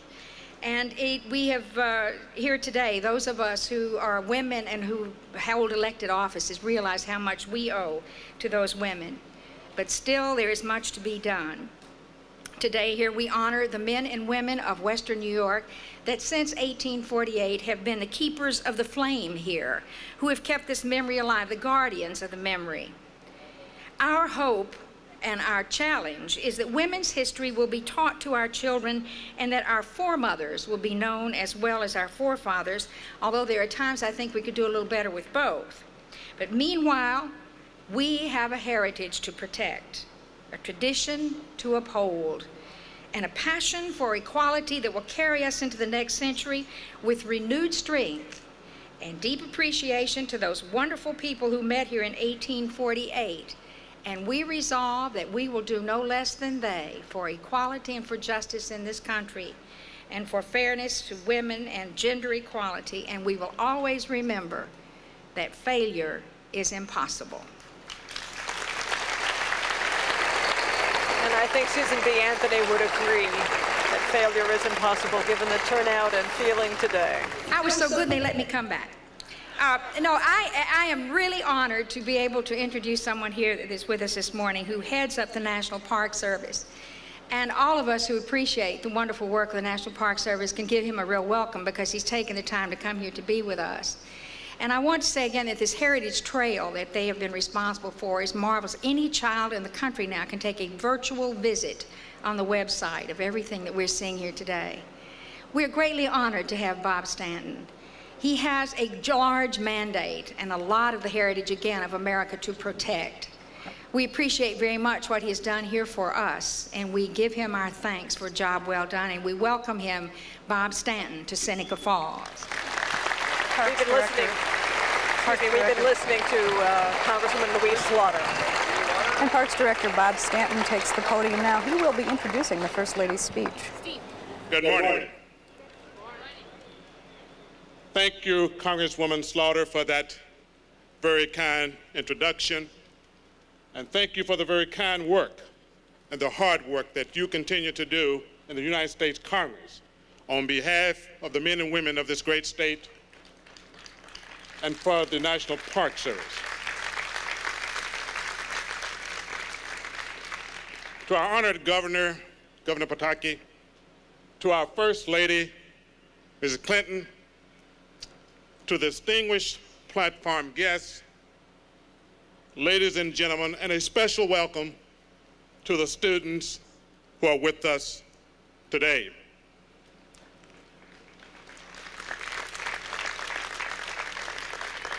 I am pleased to join with our Regional Director, Marie Rust, our Superintendent of Women's Rights National Historical Park, Josie Fernandez, all the men and women of the National Park Service, in saluting all of those who have brought us to this place on this day, at this hour, to recognize and pay a very humble tribute to the men and women who made the decision to fight for those rights that are guaranteed to us under the Constitution of the United States. We owe them a great deal of gratitude.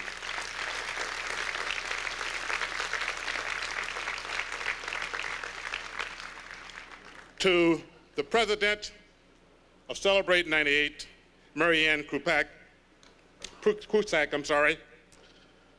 to you and your colleagues, we are indebted for your tireless efforts, your sense of dedication, and certainly your gracious hospitality. And you have perhaps redefined a warm hospitality. I too hasten to thank the fine citizens, Mr. Governor, of this fine state, and particularly the citizens, the leadership of the magnificent village of Seneca Falls, and certainly your neighboring village of Waterloo, and certainly all of the villages in this great region for extending a hand of thanks, a hand of cooperation and collaboration and support to the National Park Service. For that, we are indebted, and we shall remain good friends for many decades to come.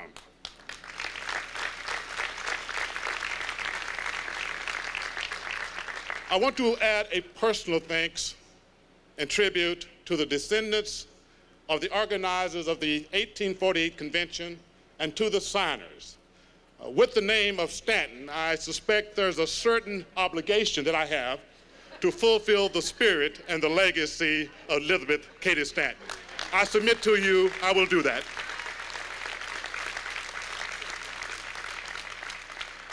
Also, Mrs. Stanton and her good friend, Frederick Augustus Bailey Washington Douglas, addressed you earlier this morning. Mr. Douglas was one who signed that Declaration of Sentiment. We are very proud in the National Park Service to administer the home of Frederick Douglass, the Frederick Douglass National Historic Site in our nation's capital. All of you are welcome to visit that magnificent site.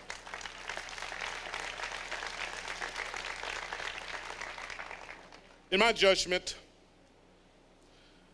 the true measure and significance of this 150th anniversary is for us to join with the descendants and others in keeping the spirit alive and the legacy of those who assembled in this very village 150 years ago. The brave men and women who fought for the rights and freedom we enjoy today. We must recommit ourselves individually and collectively to protect the constitutional guarantees in the most difficult of any circumstances. We must assure that there is a consistency in the provision of equal opportunity and justice for all.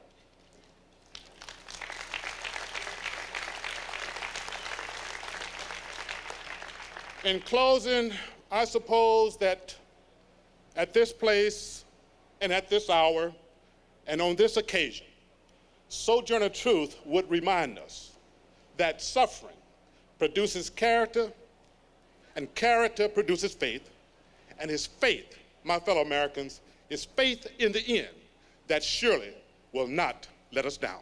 Thank you very much.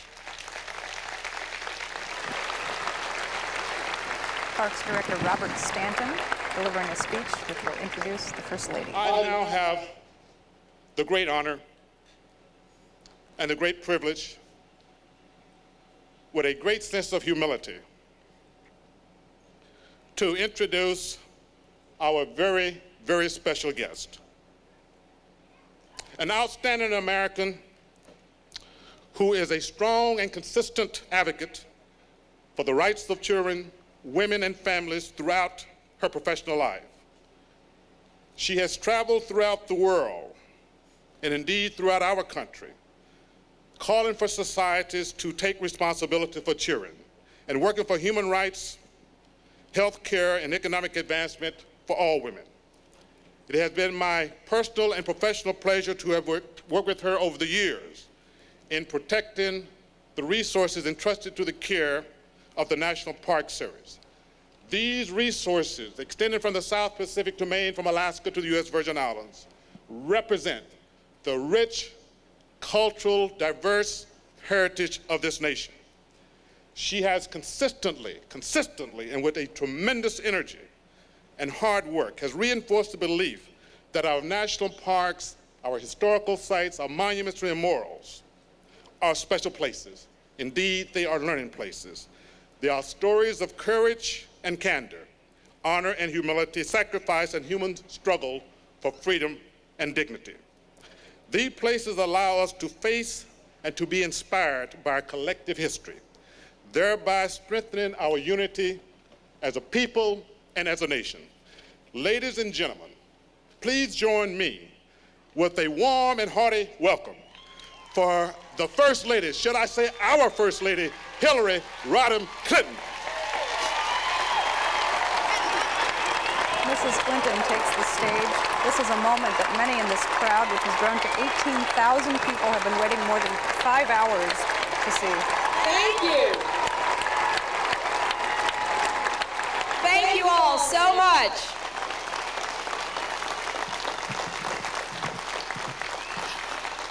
Thank you.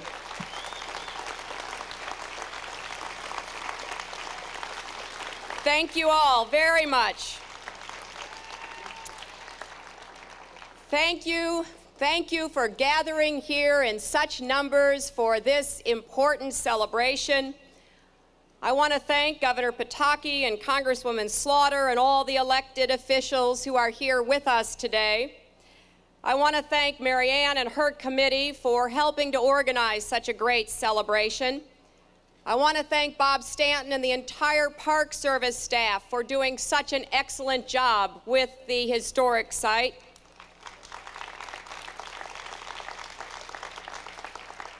I want to thank our choirs.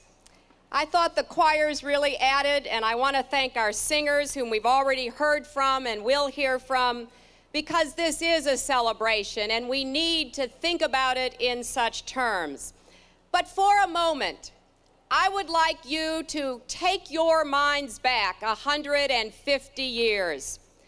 Imagine, if you will, that you are Charlotte Woodward, a 19-year-old glove maker working and living in Waterloo.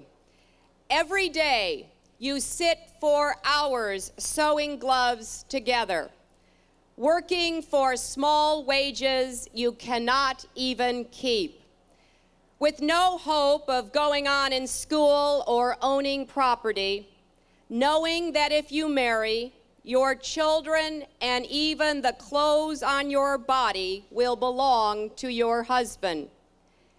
But then one day in July 1848, you hear about a women's rights convention to be held in nearby Seneca Falls.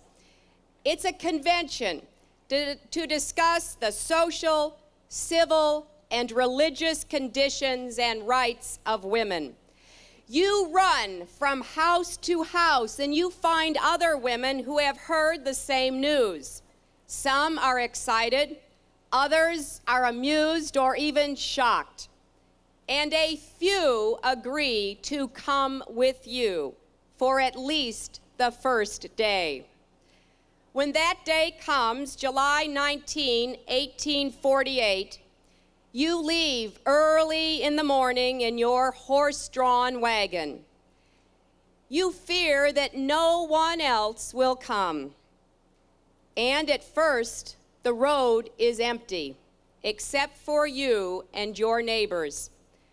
But suddenly, as you reach a crossroads, you see a few more wagons and carriages, then more and more, all going toward Wesleyan Chapel. Eventually, you join the others to form one long procession on the road to equality. Who were the others traveling that road to equality, traveling to that convention? Frederick Douglass, the former slave and great abolitionist, was on his way there, and he described the participants as few in numbers, moderate in resources, and very little known in the world. The most we had to connect us was a firm commitment that we were in the right, and a firm faith that the right must ultimately prevail. In the wagons and carriages, on foot or horseback, were women like Rhoda Palmer. 70 years later, in 1918, at the age of 102, she will cast her first ballot in a New York State election.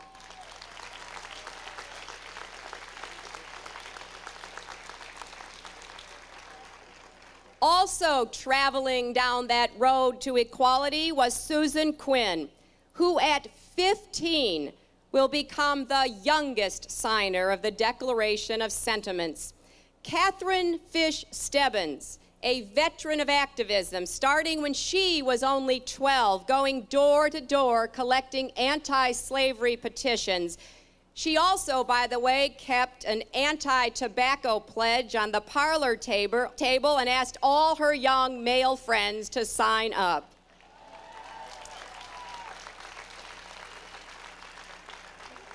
She was a woman truly ahead of her times, as all the participants were.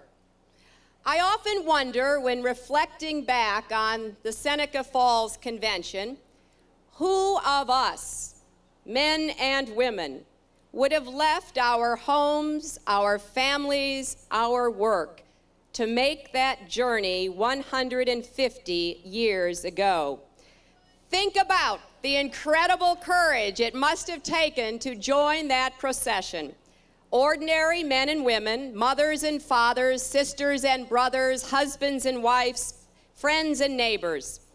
And just like those who have embarked on other journeys throughout American history seeking freedom or escaping religious or political persecution, speaking out against slavery, working for labor rights, these men and women were motivated by dreams of better lives and more just societies. At the end of the two-day convention, 100 people, 68 women and 32 men, signed the Declaration of Sentiments that you can now read on the wall at Wesleyan Chapel.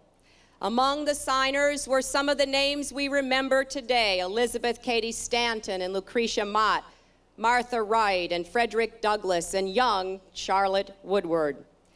The Seneca Falls 100, as I like to call them, shared the radical idea that America fell far short of her ideals stated in our founding documents, denying citizenship to women and slaves.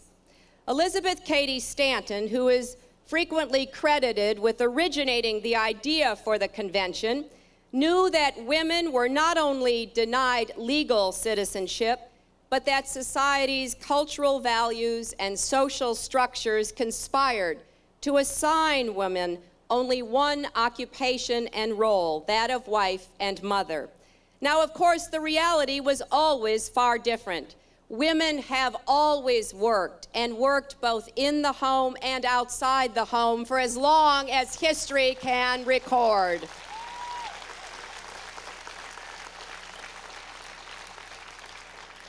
And even though Stanton herself had a comfortable life and valued deeply her husband and 7 children, she knew that she and all other women were not truly free if they could not keep wages they earned, divorce an abusive husband, own property, or vote for the political leaders who governed them.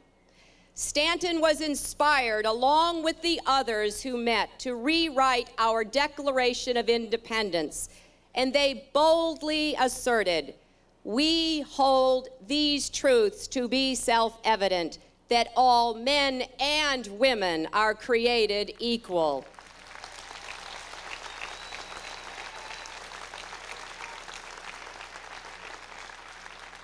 All men and all women, it was the shout heard round the world. And if we listen, we can still hear its echoes today. We can hear it in the voices of women demanding their full civil and political rights anywhere in the world. I've heard such voices and their echoes from women from Belfast to Bosnia to Beijing, as they work to change the conditions for women and girls and improve their lives and the lives of their families. We can even hear those echoes today in Seneca Falls. We come together this time not by carriage, but by car or plane, by train or foot, and yes, in my case, by bus. We come together not to hold a convention, but to celebrate those who met here 150 years ago, to commemorate how far we have traveled since then, and to challenge ourselves to persevere on the journey that was begun all those many years ago.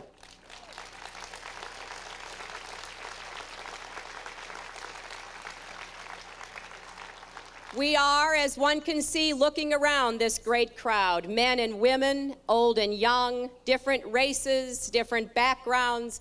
We come to honor the past and imagine the future. That is the theme the President and I have chosen for the White House Millennium Council's efforts to remind and inspire Americans as we approach the year 2000. This is my last stop on the Millennium Council's tour to save America's treasures, those buildings, monuments, papers, and sites that define who we are as a nation. They include not only famous symbols like the Star-Spangled Banner, and not only great political leaders like George Washington's Revolutionary Headquarters, or creative inventors like Thomas Edison's Invention Factory, but they include also the women of America who wrote our nation's past and must write its future.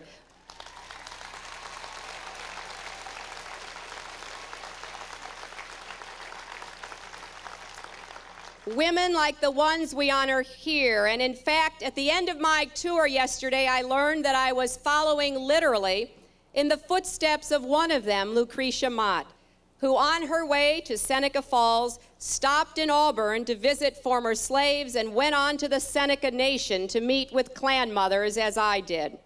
Last evening, I visited the home of Mary Ann and Thomas McClintock in Waterloo, where the Declaration of Sentiments was drafted, and which the Park Service is planning to restore for visitors if the money needed can be raised. I certainly hope I can return here sometime in the next few years to visit that restoration.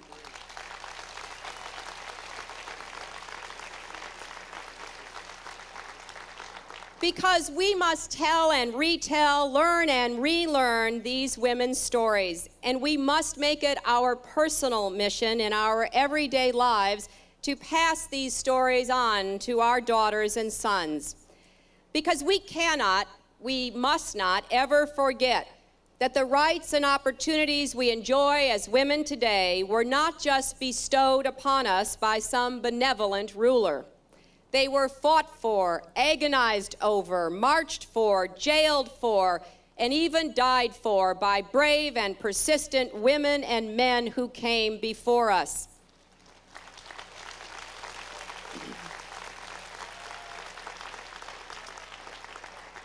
Every time we buy or sell or inherit property in our own names, let us thank the pioneers who agitated to change the laws that made that possible. Every time we vote, let us thank the women and men of Seneca Falls, Susan B. Anthony, and all the others who tirelessly crossed our nation and withstood ridicule and arrest to bring about the 19th Amendment to the Constitution.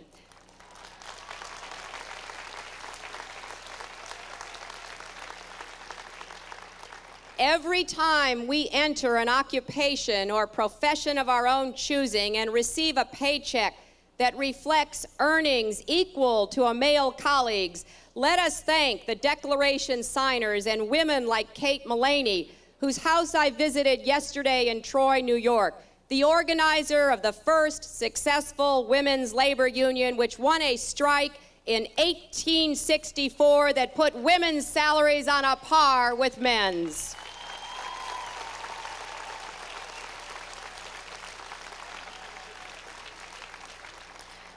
Every time we elect a woman to office, let us thank groundbreaking leaders like Jeanette Rankin and Margaret Chase Smith, Hattie Caraway, Louise Slaughter, Bella Abzug, and Shirley Chisholm.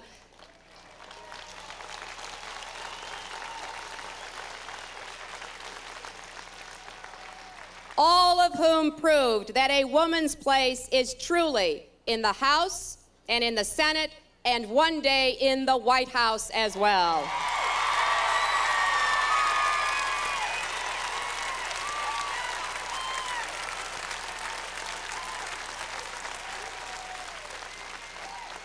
And every time we take another step forward for justice in this nation, let us thank extraordinary women like Harriet Tubman, whose home in Auburn I visited yesterday, and who escaped herself from slavery and then risked her life time and again to bring at least 200 other slaves to freedom as well.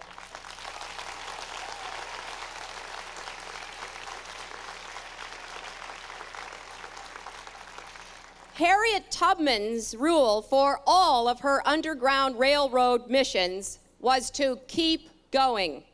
Once you started, no matter how scared you got, no matter how dangerous it became, you were not allowed to turn back. That's a pretty good rule for life, and it not only describes the women gathered in Wesleyan Chapel in 1848, but it could serve as our own motto today. We too cannot turn back. We too must keep going in our commitment to the dignity of every individual, to women's rights as human rights. We are on that road of the pioneers to Seneca Falls. They started down it 150 years ago, but now we too must keep going. We may not face the criticism and derision they did. They understood that the Declaration of Sentiments would create no small amount of misconception, misrepresentation, and ridicule. They were called mannish women, old maids, fanatics, attacked personally by those who disagreed with them. One paper said these rights for women would bring a monstrous injury to all mankind. If it sounds familiar, it's the same thing that is always said when women keep going forward toward true equality and justice.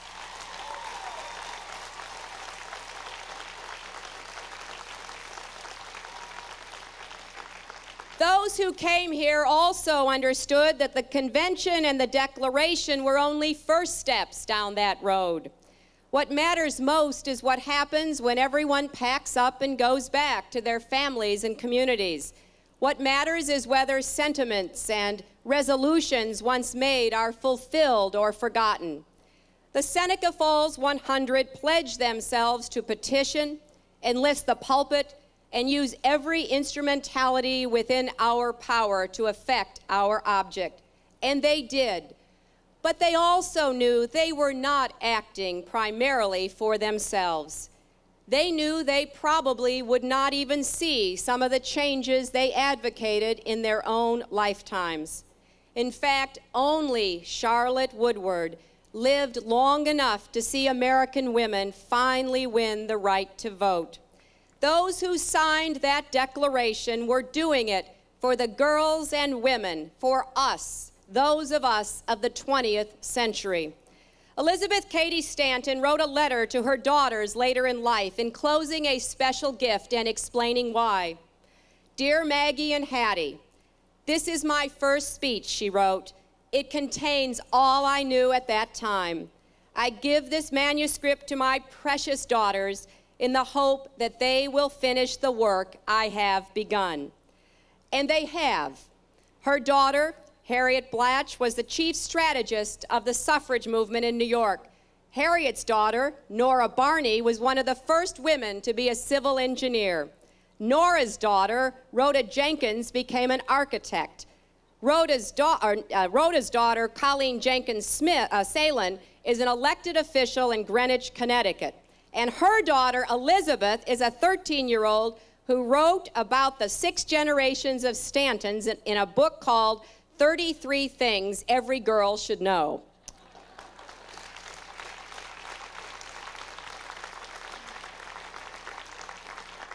So far into the 20th century, the work is still being done. The journey goes on. Now, some might say that the only purpose of this celebration is to honor the past. that the work begun here is finished in America, that young women no longer face legal obstacles to whatever education or employment choices they choose to pursue. And I certainly believe, and hope all of you agree, that we should every day count our blessings as American women. I know how much change I have seen in my own life. When I was growing up back in the 50s and 60s, there were still barriers that Mrs. Stanton would have recognized. Scholarships I couldn't apply for, schools I couldn't go to, jobs I couldn't have, just because of my sex. Thanks to federal laws like the Civil Rights Act of 1964 and Title IX and the Equal Pay Act, legal barriers to equality have fallen.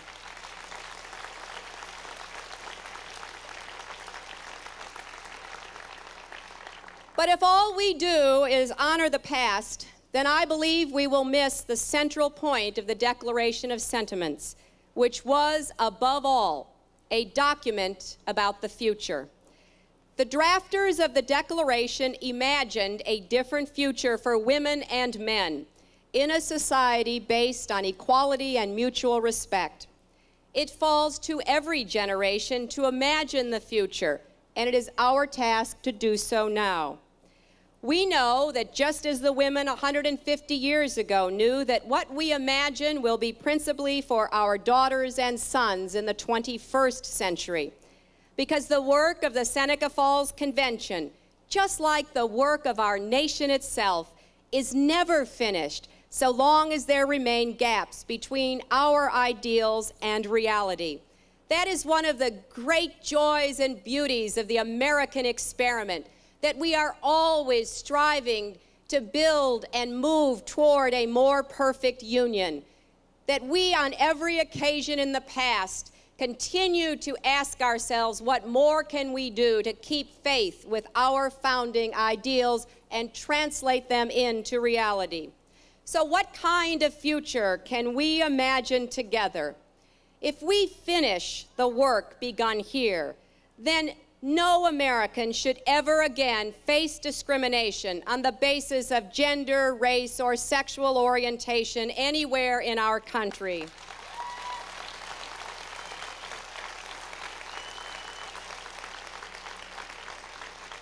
If we are to finish the work begun here, then 76 cents in a woman's paycheck for every dollar in a man's is still not enough. Equal pay for equal work should once and for all be achieved.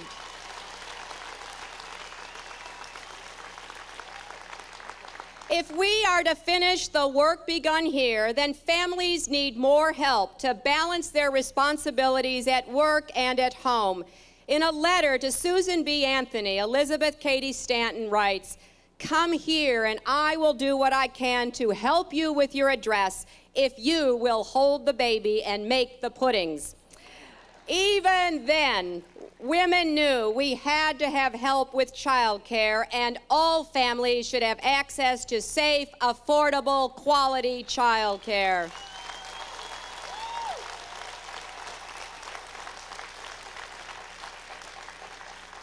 If we are to finish the work begun here, then women and children must be protected against what the Declaration calls the chastisement of women, namely domestic abuse and violence. We must take all steps necessary to end the scourge of violence against women and punish the perpetrators.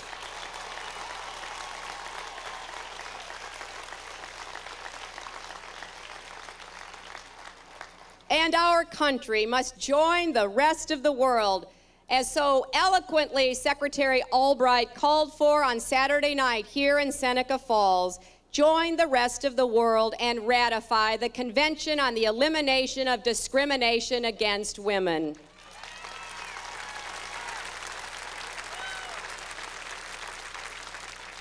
If we are to finish the work begun here, we must do more than talk about family values. We must adopt policies that truly value families. Policies like a universal system of health care insurance that guarantees every American access to affordable, quality health care.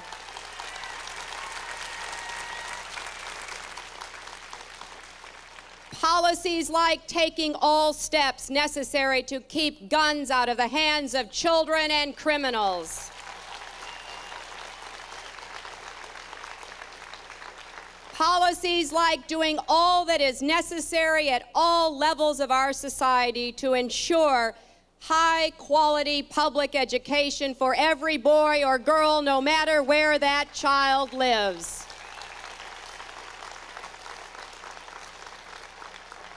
If we are to finish the work begun here, we must ensure that women and men who work full-time earn a wage that lifts them out of poverty, and all workers who retire have financial security in their later years through guaranteed Social Security and pensions.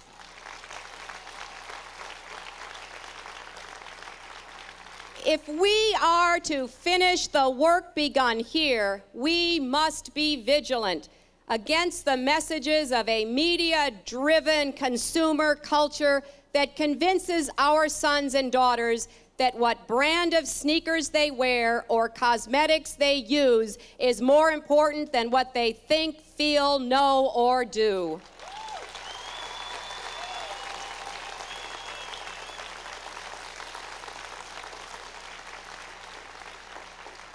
And if we are to finish the work begun here, we must, above all else, take seriously the power of the vote and use it to make our voices heard. What the champions of suffrage understood was that the vote is not just a symbol of our equality, but that it can be, if used, a guarantee of results. It is the way we express our political views. It is the way we hold our leaders and governments accountable. It is the way we bridge the gap between what we want our nation to be and what it is. But when will the majority of women voters of our country exercise their most fundamental political right? Can you imagine what any of the Declaration signers would say if they learned how many women failed to vote in elections? They would be amazed and outraged. They would agree with a poster I saw in 1996. On it, there is a picture of a woman with a piece of tape covering her mouth. And under it, it says, "Most politicians think women should be seen and not heard. In the last election, 54 million women agreed with them." 150 years ago, the women at Seneca Falls were silenced by someone else.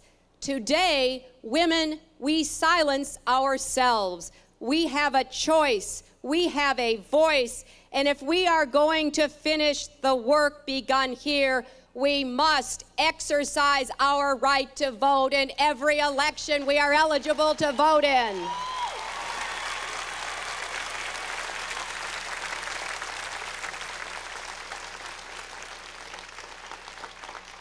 Much of who women are and what women do today can be traced to the courage, vision, and dedication of the pioneers who came together at Seneca Falls. Now it is our responsibility to finish the work they began. Let's ask ourselves, at the 200th anniversary of Seneca Falls, will they say that today's gathering also was a catalyst for action? Will they say that businesses, labor, religious organizations, the media, foundations, educators, every citizen in our society came to see the unfinished struggle of today as their struggle? Will they say that we joined across lines of race and class, that we raised up those too often pushed down, and ultimately found strength in each other's differences and resolve in our common cause? Will we, like the champions at Seneca Falls, recognize that men must play a central role in this fight? How can we ever forget the impassioned plea of Frederick Douglass issued in our defense of the right to vote? How can we ever forget that young legislator from Tennessee by the name of Harry Burns, who was the deciding vote in ratifying the 19th Amendment? He was planning on voting no, but then he got a letter from his mother with a simple message. The letter said, "Be a good boy, Harry, and do the right thing," and he did.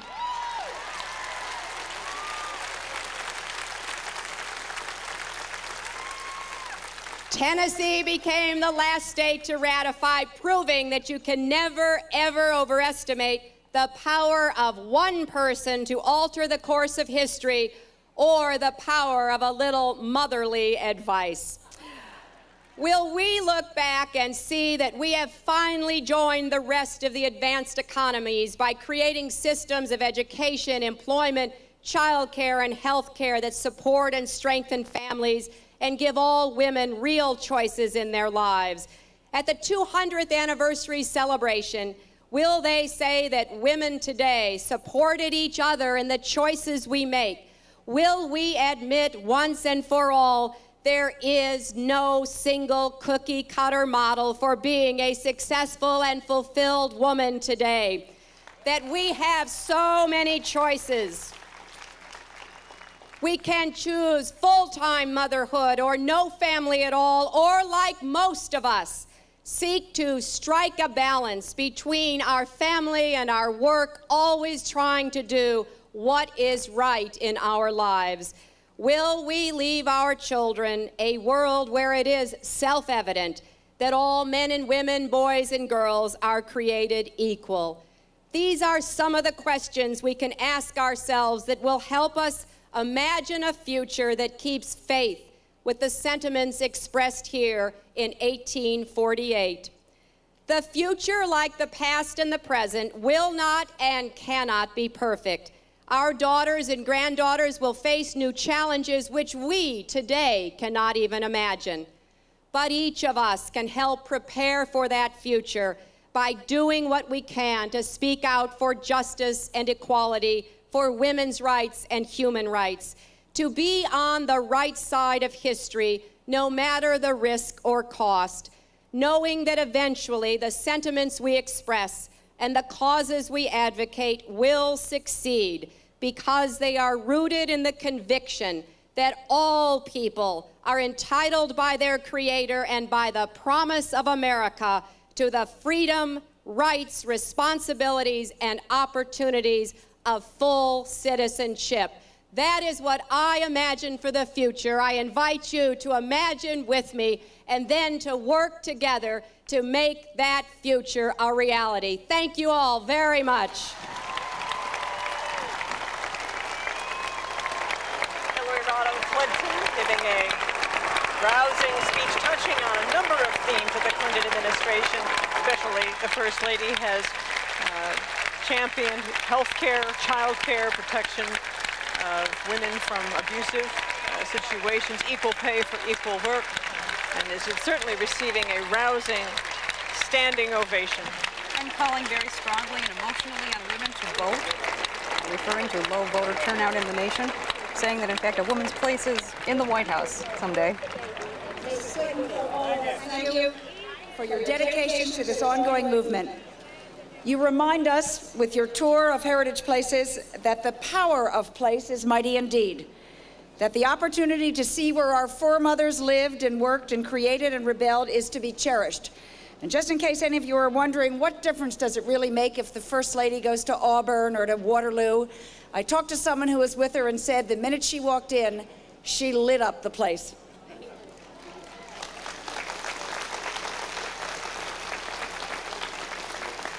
You remind us also that the power of an idea is even grander. Just think, a handful of women called this convention, 300 people attended, and today the world responds. But as we look forward, we also look back, and right now to a superstar of both the music and the feminist world. Tonight she gives a free concert. Everyone's invited right here. But today, this afternoon, we get her all by ourselves. Ladies and gentlemen, the very great Judy Collins. Some interesting history about this song, Amazing Grace. It is a long-time melody, but the words were written by a former slave ship captain. It is a great honor to be here today, and I want to say that I'm just so impressed and so moved by the speech that the First Lady gave us today. It was extraordinary, extraordinary.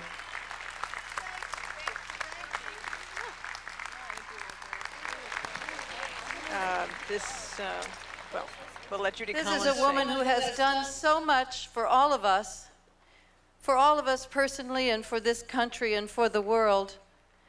I'm reminded that I want to add something to what the children sang. It was so beautiful. The choirs. I want to say, America,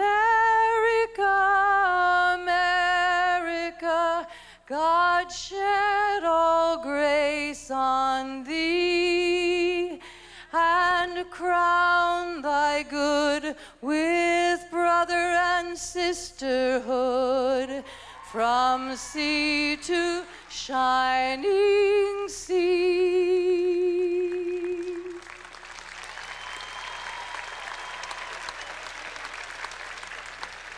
The women who met here 150 years ago, in their eloquence, in their courage, had a tremendous grace. Our First Lady has that grace. The women who have organized this extraordinary event, and all of you who make that difference, who hold up half the sky, have that grace. Bob Stanton talked about faith. We must have faith to go forward.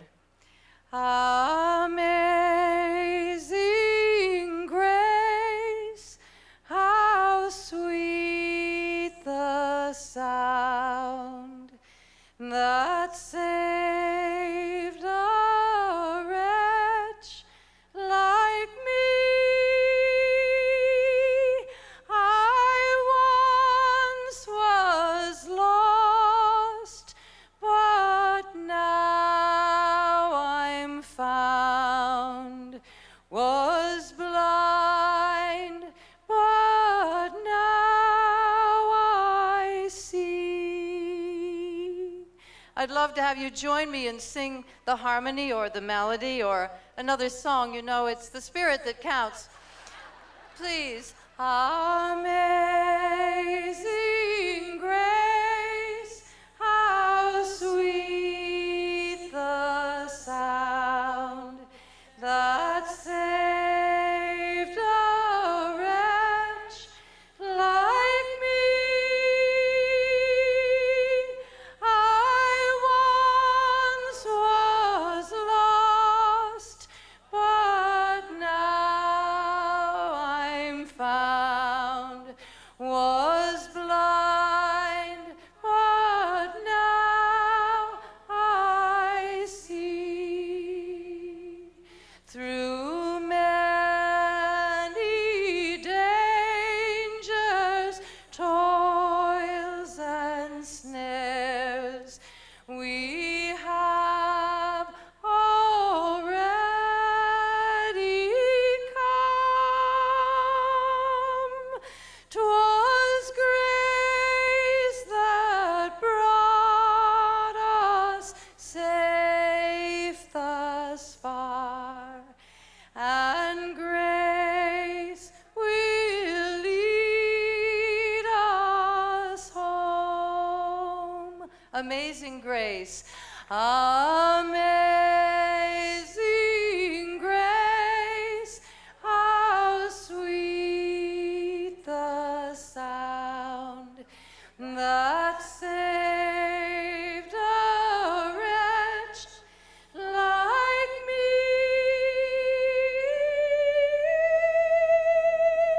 I once was lost, but now I'm found. Was blind, but now I see.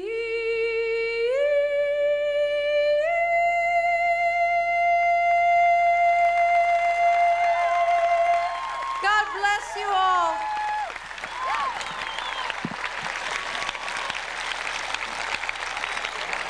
The crowd applauding.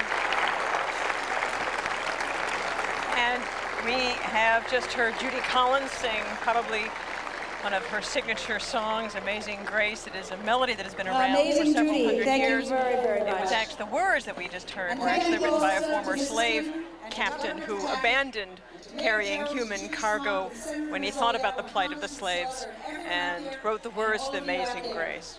We're coming to the close now of Celebrate 98 here in Seneca Falls. We're awaiting our benediction, which will take place by Betty Bowen Scheiss, one of the first ordained Episcopalian ministers in the United States. There was talk today about the young women who tried to be ordained back in the 1800s and were not successful. Betty Bowen Scheiss will be here to give the benediction as one of the first women ministers in the United States. It has been a day of sun, of revelation, and a day without protest. I've looked around and tried to hear any signs of protest. There was none.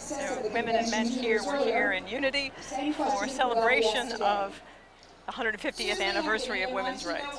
Relatively quiet here today, but definitely a sense of celebration. Very well-mannered and very organized. An enthusiastic speech by the First Lady, and a very emotional one, calling for some strong things, calling for women to vote, calling for equal pay, for equal work, calling for many types of attention to be paid to women's issues as we head in to the year 2000. Of course, she's traveling on the bus to save America's treasures. So she talked a lot about history and linking the past and the future. And also talking about the fact that, telling the stories of the individual women, that one vote, one person can make a big difference. And we thank you for joining us today at the opening ceremonies of Celebrate 98 in Seneca Falls, New York. We all must be up Thank you. and doing, which is exactly what the Reverend Betty Bowen Scheiss has been practicing.